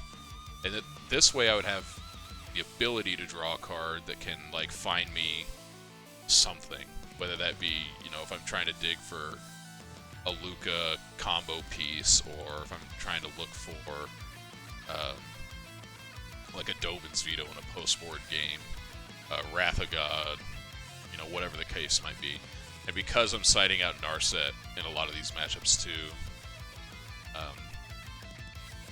feel like I'm really at the mercy at the top of my deck if I'm not running, you know, into cards like these early. If I had something else like Omen of the Sea that I could play, there's like, what is it, the Witch's Well, something like that.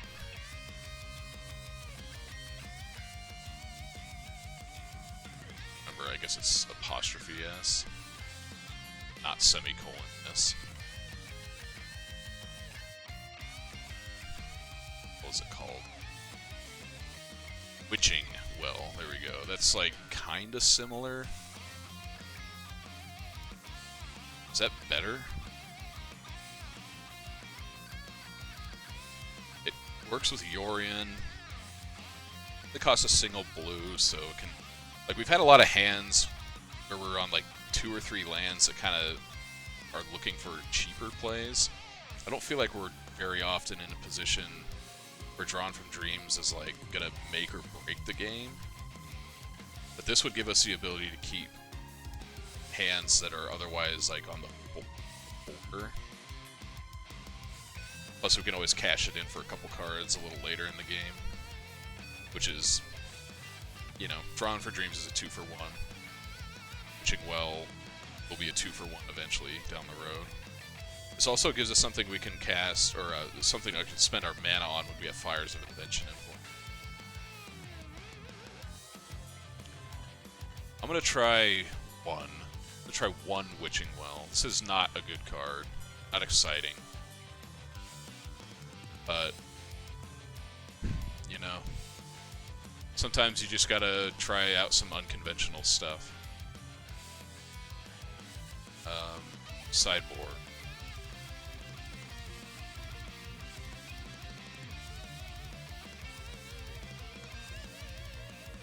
Not sure that I want to change anything quite yet. Why do we only have 3 Omen of the Fool? What the hell?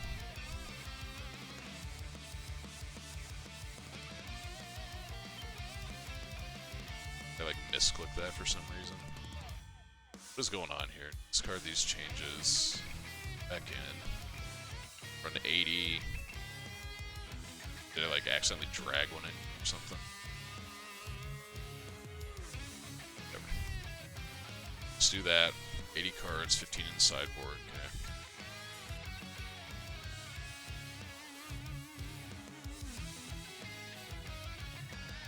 Alright.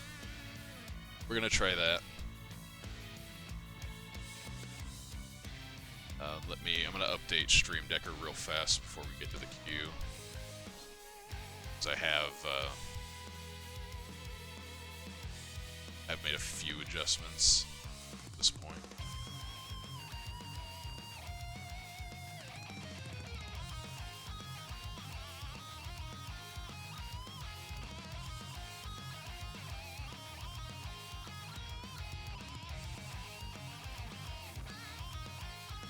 Add that. We're going to take this down to 3 copies.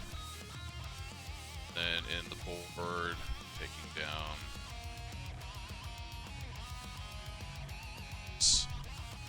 adding 2 Gobins Veto.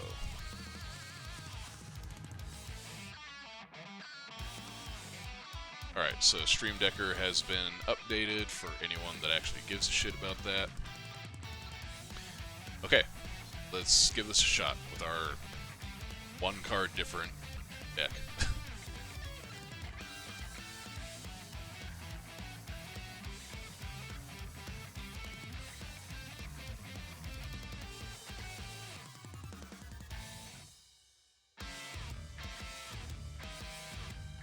Right, so we're coming up on the tail end of this Game Metal playlist.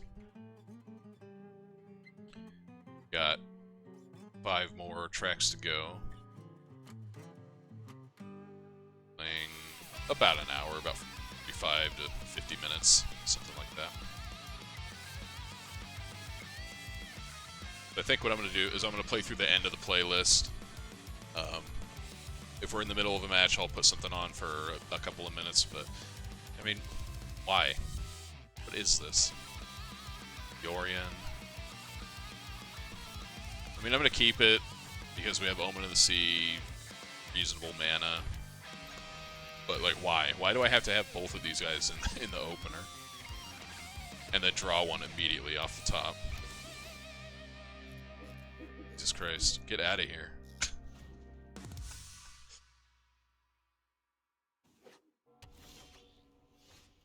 Huh. They're Esper Yorion. I wonder if these guys were watching like the, whatever the hell his name is, Covert Go Blue guy. He played an Esper Yorion deck a couple days ago. What on earth?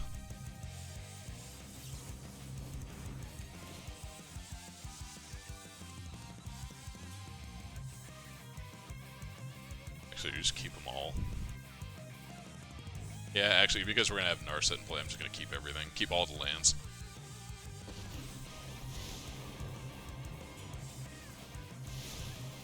Story, bro.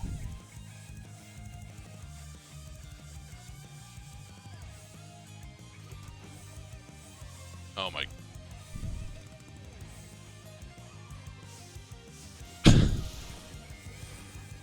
Why? Good lord. Alright. So this is like a Fires deck that has black sources for Kenrith? Is that what's going on here? Lord. Let me just misplay every single turn of this game.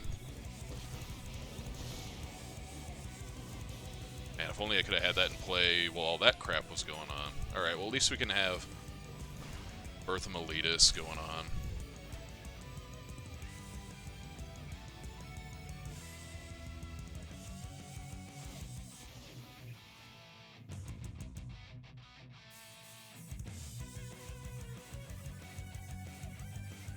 Stupid. We should have Birth of Meletus in play already. Be set up for Lukka on the following turn. Look at this greedy deck, man. Yeah, that doesn't surprise me. So we got Oath, Thought Erasure, that's it. Okay.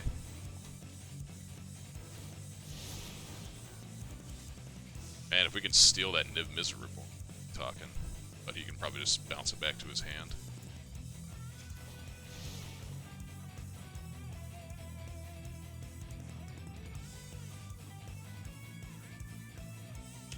We even want Fires here.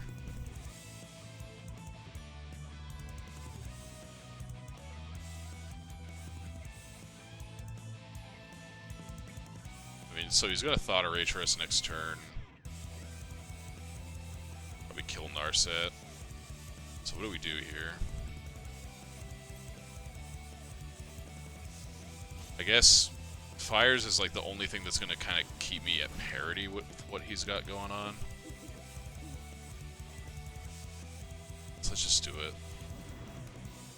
Play Birth. Get our planes. That. We're not out of this yet, but we should be. We should have been on this turn last turn. But because I wanted to not take 2 damage for some reason in a matchup where it doesn't matter, I played Castle Vantress and set us down this path of getting completely off balance. Casualties of war, right? We're still not out of it.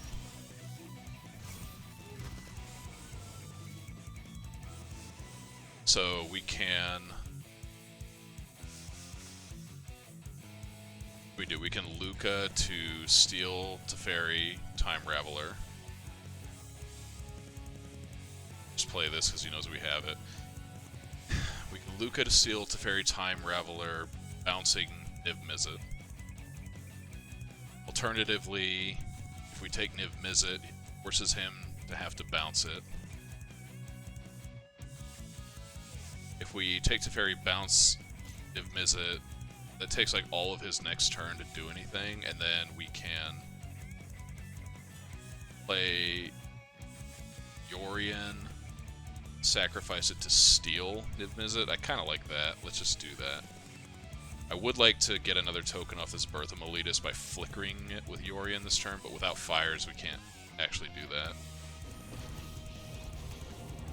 So, I'm just going to do this. Little does he know I already have a million Agents of Treachery.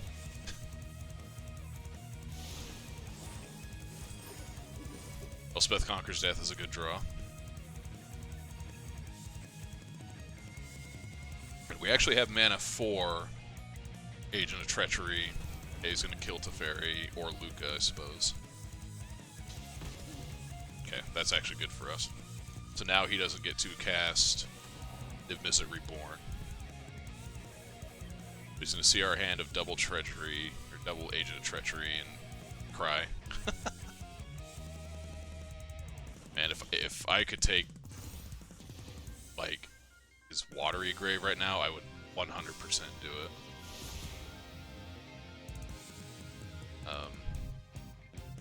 As it's well, I can actually fight Yorion.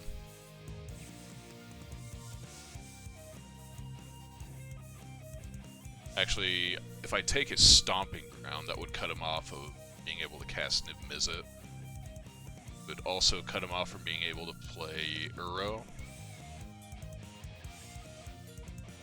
So I think, actually... Yeah, so let's go to combat. Couple points in. Then let's just Yorion. And flicker these two things. Then I am going to take that Stomping Ground.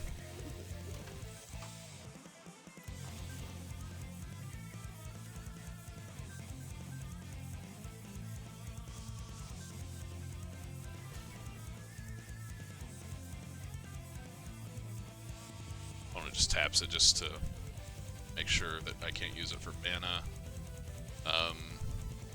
Neither of these things matter. Just shove them both.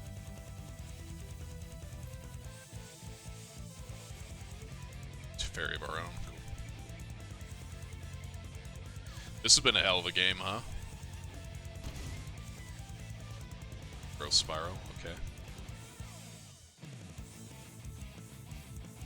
Shatter the Sky, okay.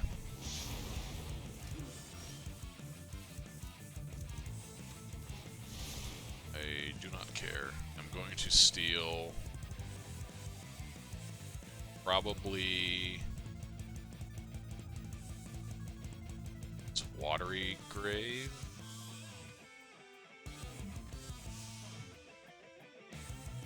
If I steal Watery Grave, he's going to have to rip something to actually get this Uro into play. 2, 3, 4, 5, 6, 7. So yeah, let's just... Alright, yeah, let's... Sorry, opponent, for thinking a little bit too long there, probably. I think we are not going to need this card. This card seems good.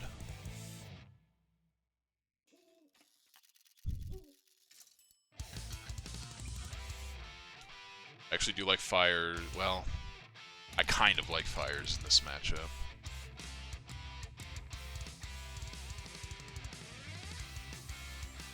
I do sort of want this card.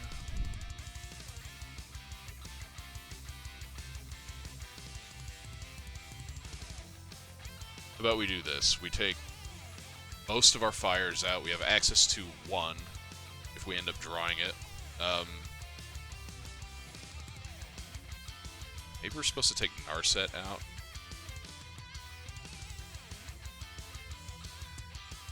On the draw, we might need to have like the comeback potential of having fires plus like make a token Lukka on the following turn, or you know Yorion Lukka or something like that. Elspeth Lukka.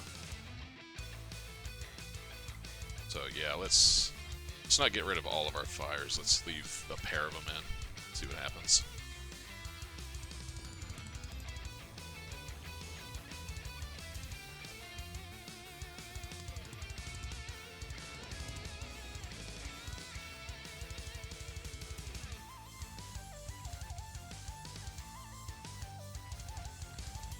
Alright, this hand looks pretty freaking good, actually. This is almost exactly everything that we want to be doing.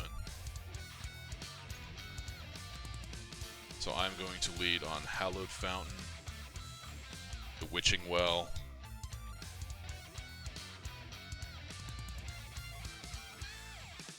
we'll go Bertham Elitis into Narset, go from there.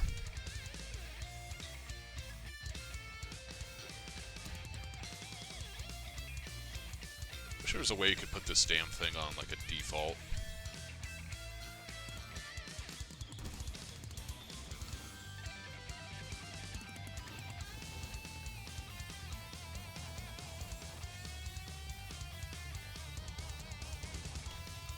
Okay, grabs an island. Fairy's good. Land is probably... Well, actually, because we have Earth, we're going to have 5 lands as it is, so I'm going to shove that. Auto Erasure. Yep. Probably takes an Narset here. It's not the end of the world. I talked about this last night, but Thought Erasure... Oh, he takes Lukka. Well, that's also fine. I feel like Thought Erasure is not that great right now. And so many of the games revolve around fights with Elspeth Conquers Death. I mean, I understand this is a Niv Visit Reborn deck, and he can't... Like, he wants to try and get as much value out of that card as possible, but I would probably want to be playing Agonizing Remorse over Thought Erasure at the moment.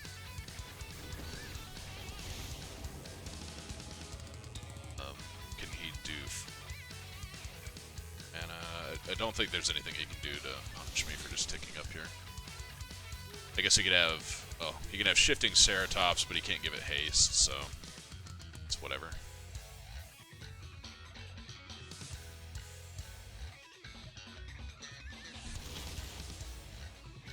Kaya. Oh, he's gonna nab my Witching Well. Yeah. That kinda sucks, but it's whatever.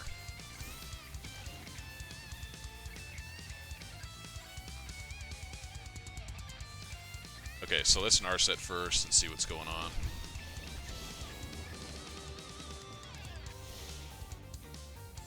I mean, Lukka just has to be the call here, right? If he doesn't have a way to interact with this, then I just start getting crazy with it.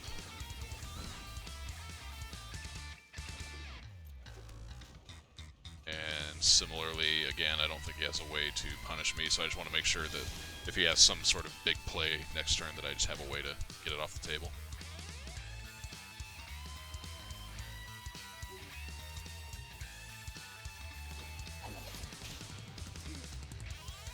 Alright, fair enough.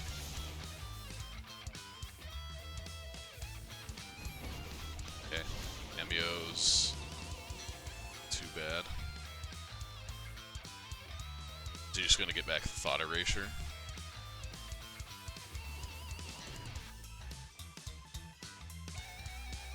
We got back Fabled Passage, okay.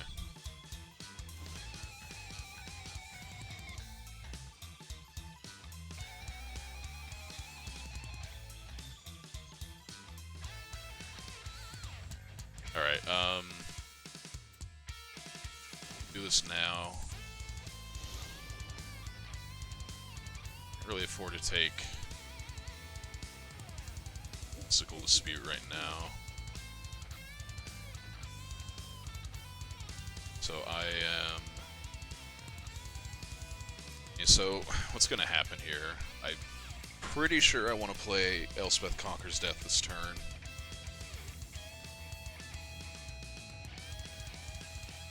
And the next couple of turns are just going to be like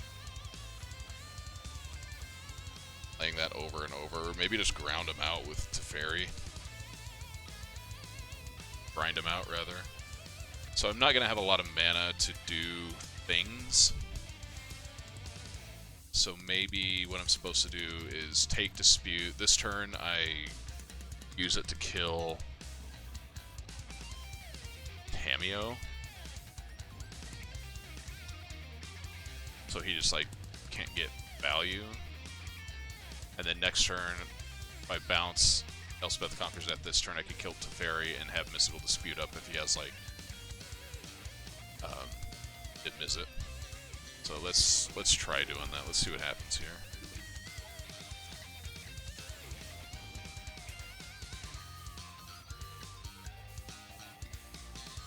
This could be the wrong play. It might have just been better to take Shark Typhoon and call it a day, but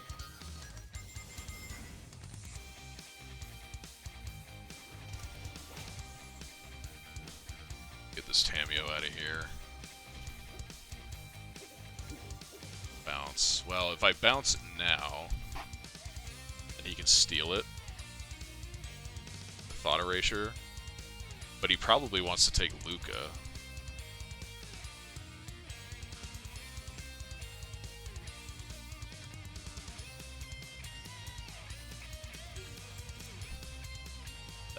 That's interesting. I hadn't thought of that. Alright, whatever. If he wants to take Elspeth Conquers Death over Lukka and like risk allowing that part of the game plan to go off, then I'm okay with that. Okay, did not crack Fabled Passage, so probably trying to draw lands here. Doesn't want to have his chance to do that impacted any more than he has to.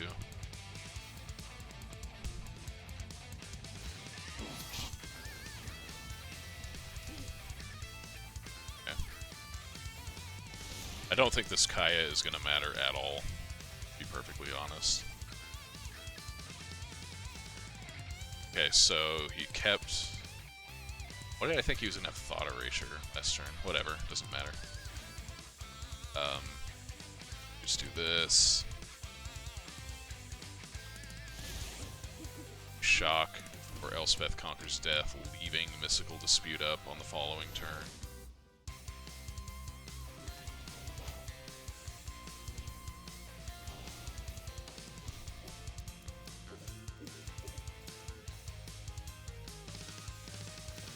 Okay, so this turn, he's probably going to have to go for something big. I really hope it isn't Casualties of War. That would be pretty brutal. But even if it is, I mean, we're still on the Lukka Birth of Meletus plan.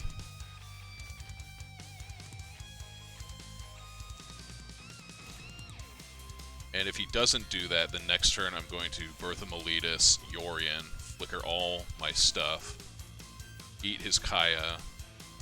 That'll give us a token for next turn that we, or the turn after, that we can Lukka away into an Agent of Treachery to steal something, probably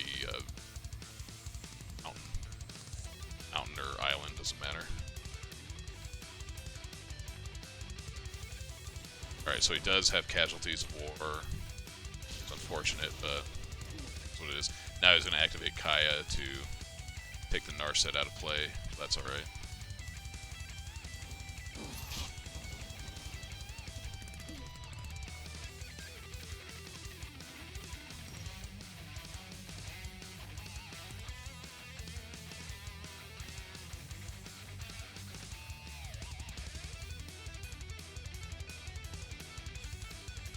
Just take it up again. We're just going to get Birth out. Leave all the blue up.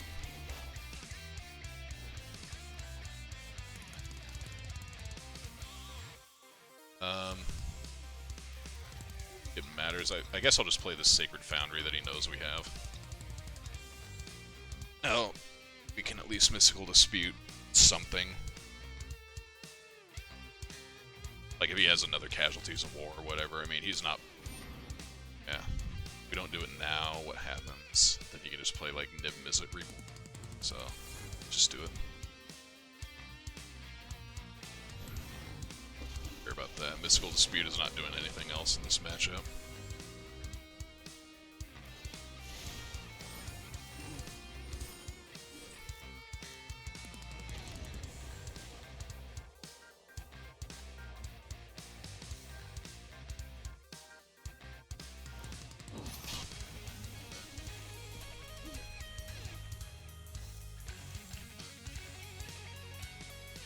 would be a pretty big fan of drawing something other than land and non-creature generating cards.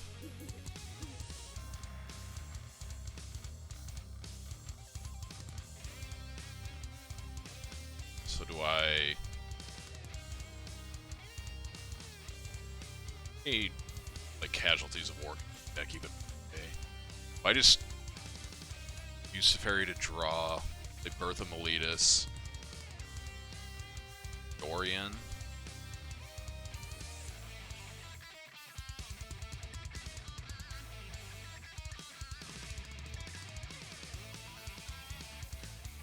Yeah, whatever.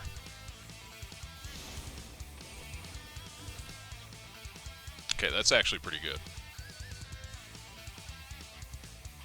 So now we can go Bertha Miletus,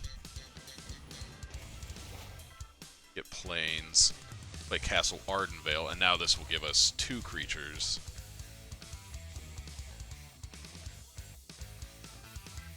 To do stuff with Lukka.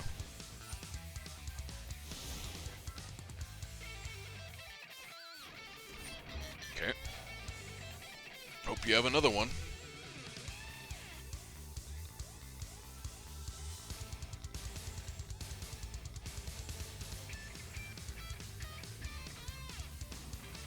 Kept it on top with the Surveil. It's kind of scary.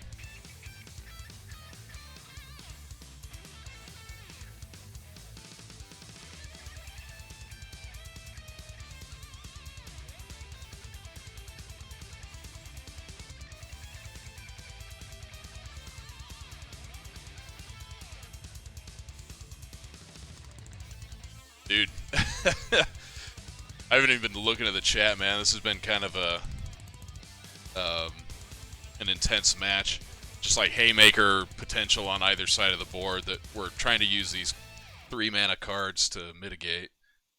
The truth is out there, Austin, though. We are going to get there. Him playing Growth Spire right now is like a fantastic sign for us. That means he doesn't have anything.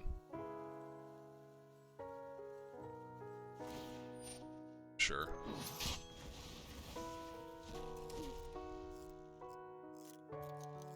Right. So we're going to Lukka this turn. And we drew our own Agent of Treachery outside of that. That's fucking awesome. Okay, so I think I'm just going to take this Kaya and start eating his graveyard. I'm tired of him, like, shutting all my stuff down. I could take the mountain first. That might be the more prudent course of action. So I have 5. I'll have 8 mana this turn. Potentially. So let's just do this. I am just going to take the mountain. I want to cut off Visit Reborn as a potential thing.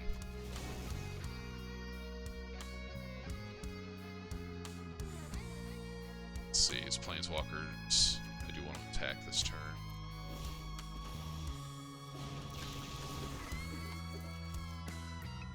Got all that. Wow, he just let us have it.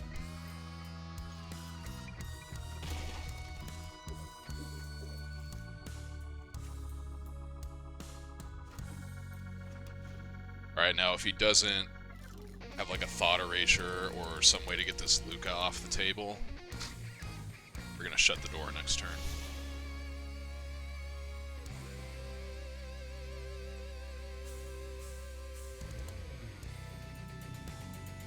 Stick around for the explosive next turn, which I have a feeling is coming up.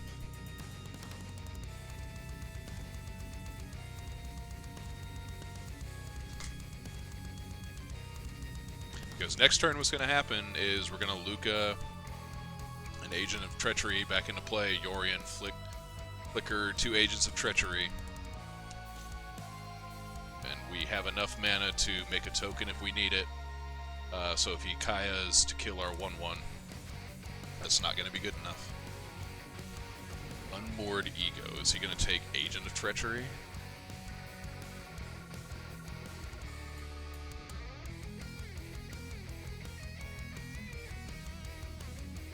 Yeah, okay. It's alright.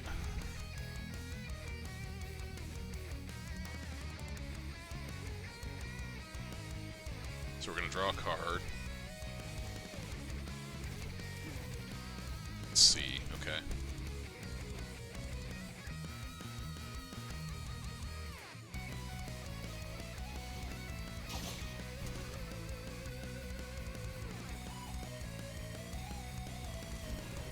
Okay.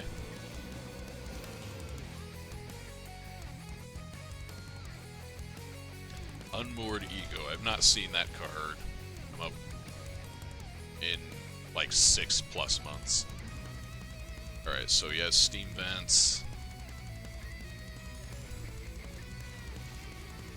Mystical Dispute. So he's tapped out. So here's what I want to do. I actually want to take his Teferi. I think.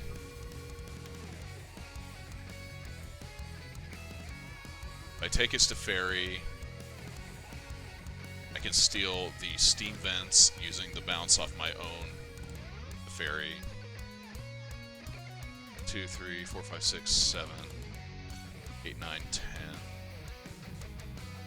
So I'm not going to have enough to play Agent plus.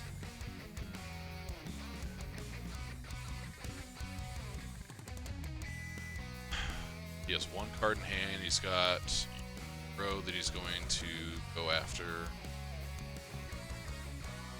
But if he has... Alright, you know what? I just don't think I can actually do that. I have to give it one more turn. Just do the Yorion Flicker here.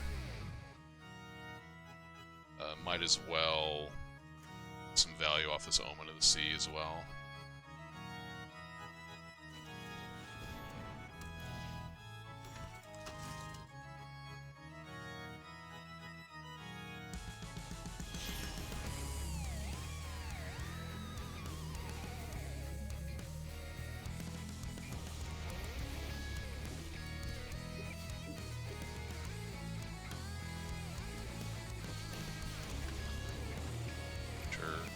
So let's take the Steam Vents.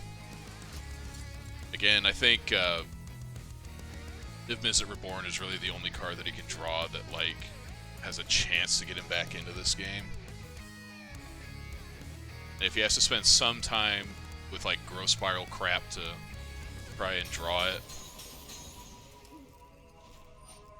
okay, that's fine. I'm actually just going to steal that if he doesn't play a red source. Okay, he plays another one. Whatever.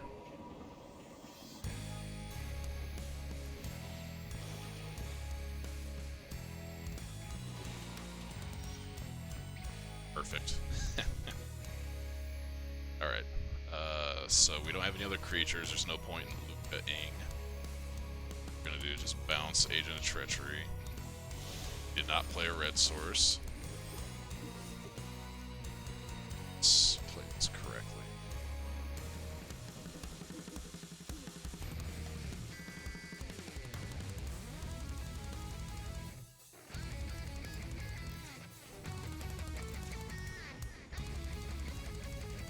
Take his Uro. We'll just smack with everything we can. We're gonna need to actually close this game out with damage for a change. Then, do I just leave the Teferi in hand? Or do I play it?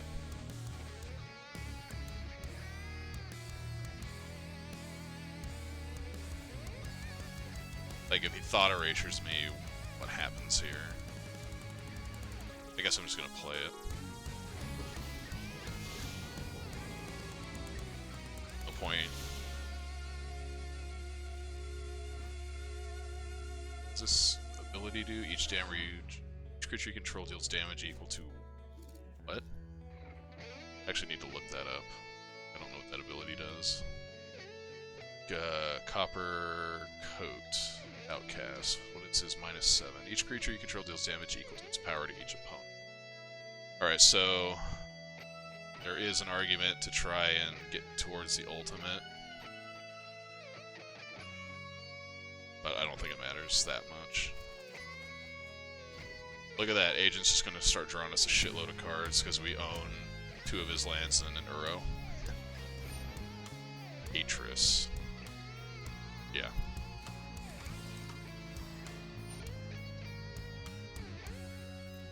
Resolves.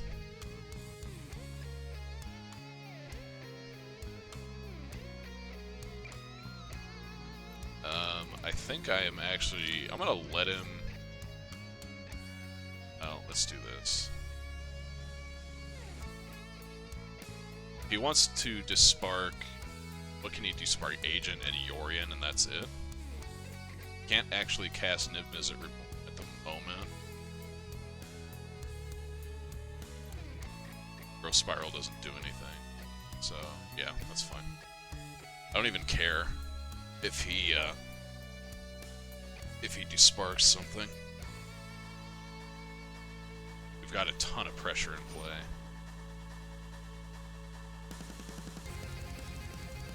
Yeah, it's fine.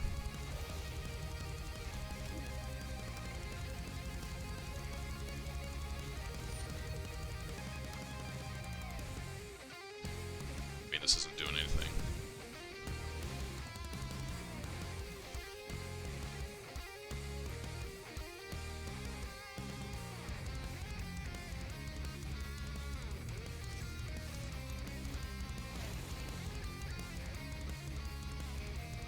Yeah, let's do that.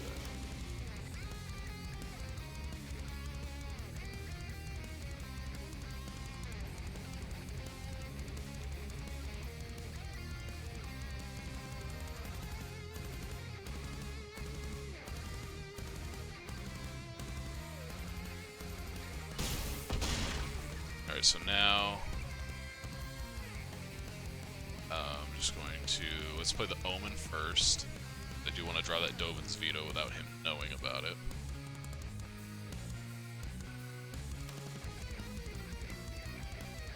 Keep that there, just on the off chance that Narset otherwise misses Narset.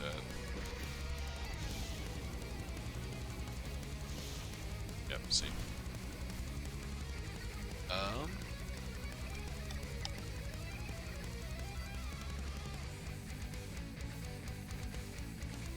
I think I just want to make a big-ass shark. Big-ass one, it'll be a 5/5 or 6/6, so... Just do that.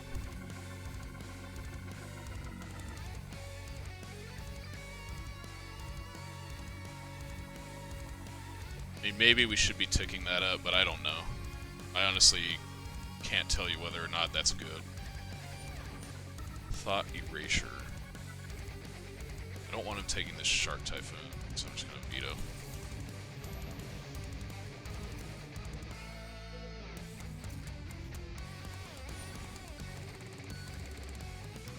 What's he take here? Let's see, how many mystical disputes have we gone through? Not a lot. Try and draw for a mystical dispute. Oh, but I don't have another blue? It's fine. Alright, whatever.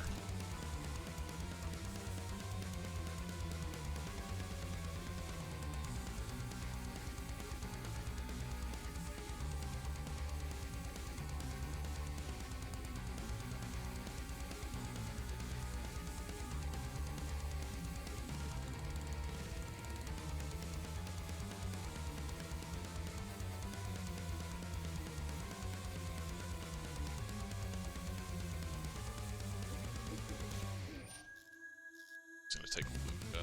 Okay. I guess he's gonna try and hit his Niv Mizzet.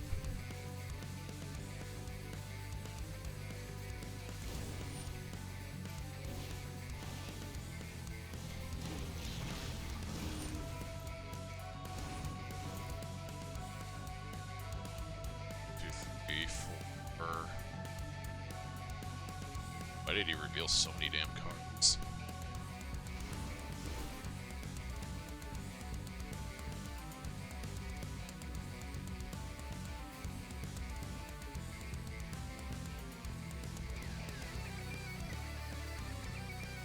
Let's see, what do we need to do here?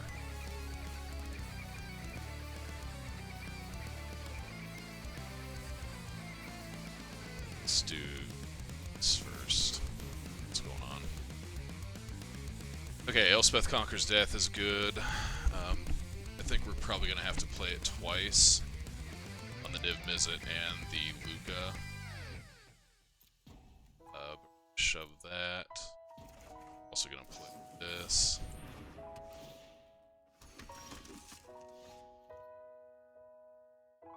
Let's activate Narset first.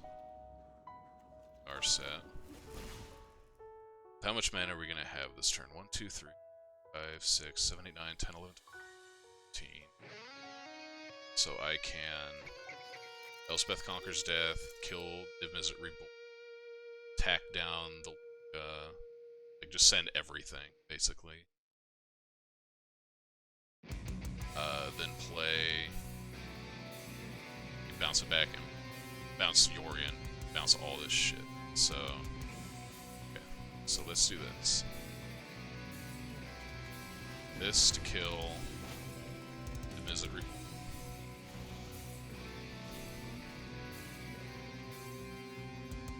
Let's go to combat. This goes here.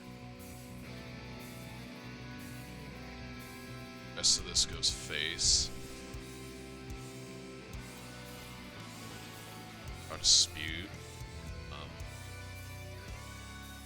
Temple.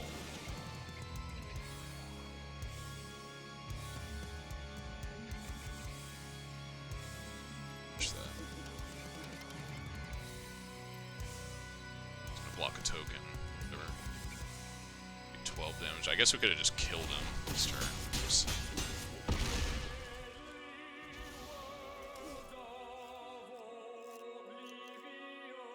So he doesn't have a way to get it out of my hand right now, so maybe it's better to just bounce Elspeth Conquers Death.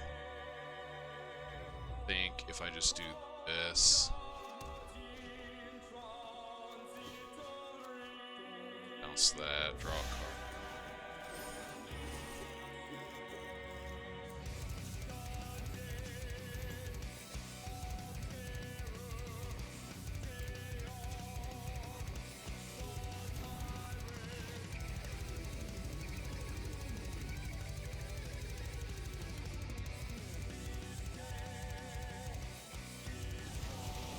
Just get like insane value off of this one.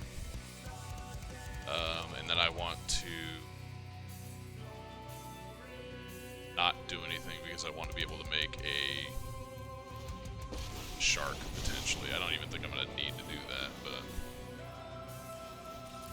but alright. Holy crap.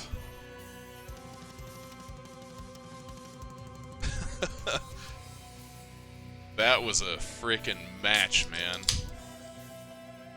Good lord.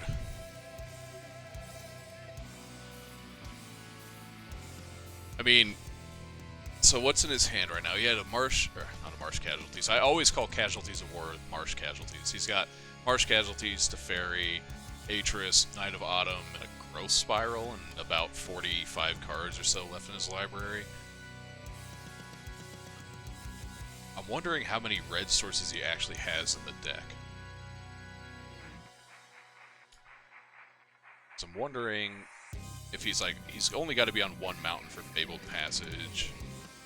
And realistically, the only card that he can hope, like you saw, the only card he can hope to draw to get back into that match was a Niv Mizzet Reborn. It drew him 5 cards that turn, which is admittedly pretty freaking good. Elspeth Conquers Death, mitigates a lot of what just happened. And like I said, I think I just missed lethal. Like, I literally could have killed him if I just counted my power in play. So that was me tunneling a little too hard on the fact that he had Lukka and could, get other agents of treachery or, a Niv Mizzet again, whatever the case might be. So that was a little bit of a mistake on my part. But I feel like we were in really good control of that game. It was starting to slip away a little bit. So I'm glad that we closed it out when we did. I don't think he had any way to prevent himself from dying next turn. So I don't think we would have gotten punished for giving him that extra turn. So that was lucky. But yeah, this Yorion deck, man.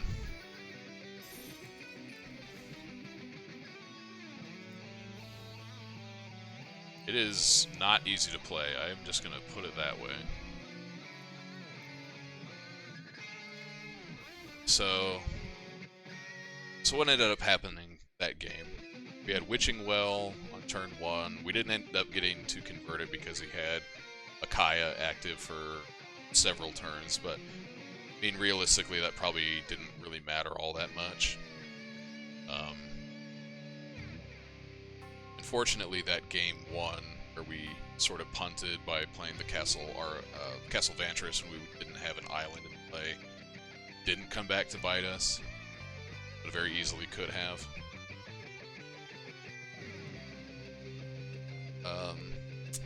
Yeah, I don't know.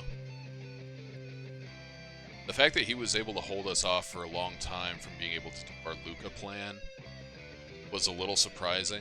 I wasn't expecting him to be able to do that quite as much. So that turn where we were able to get a Birth of Meletus into play and have the Castle Ardenvale activation was pretty cool. It let us like break parity, because at that point we were just kind of staring at each other. I was presenting the questions and he did have all the answers, so... Anyway, yeah, still enjoying this deck a lot. I don't know if our switching of Witching Well, you know, 1 card in an 80 card deck is not really that big of a deal. And it's possible that I'm just messing it up by not having the full set of Fires of Invention, but it just, to me, in my experience with the deck so far, it feels like Fires of Invention is a card that really juices the deck in a situation where you're already winning, but you have a little bit of trouble playing a regular game of Magic getting to that point. And having even just 1 card difference, I mean, you had the Singleton Elspeth come up a couple times tonight and it was pretty good. So even just having the 1 Witching Well to give us an early play that helps us set up our hands, helps us keep hands that are otherwise a little more sketchy, whether it's because we don't have as much action or don't have as much land.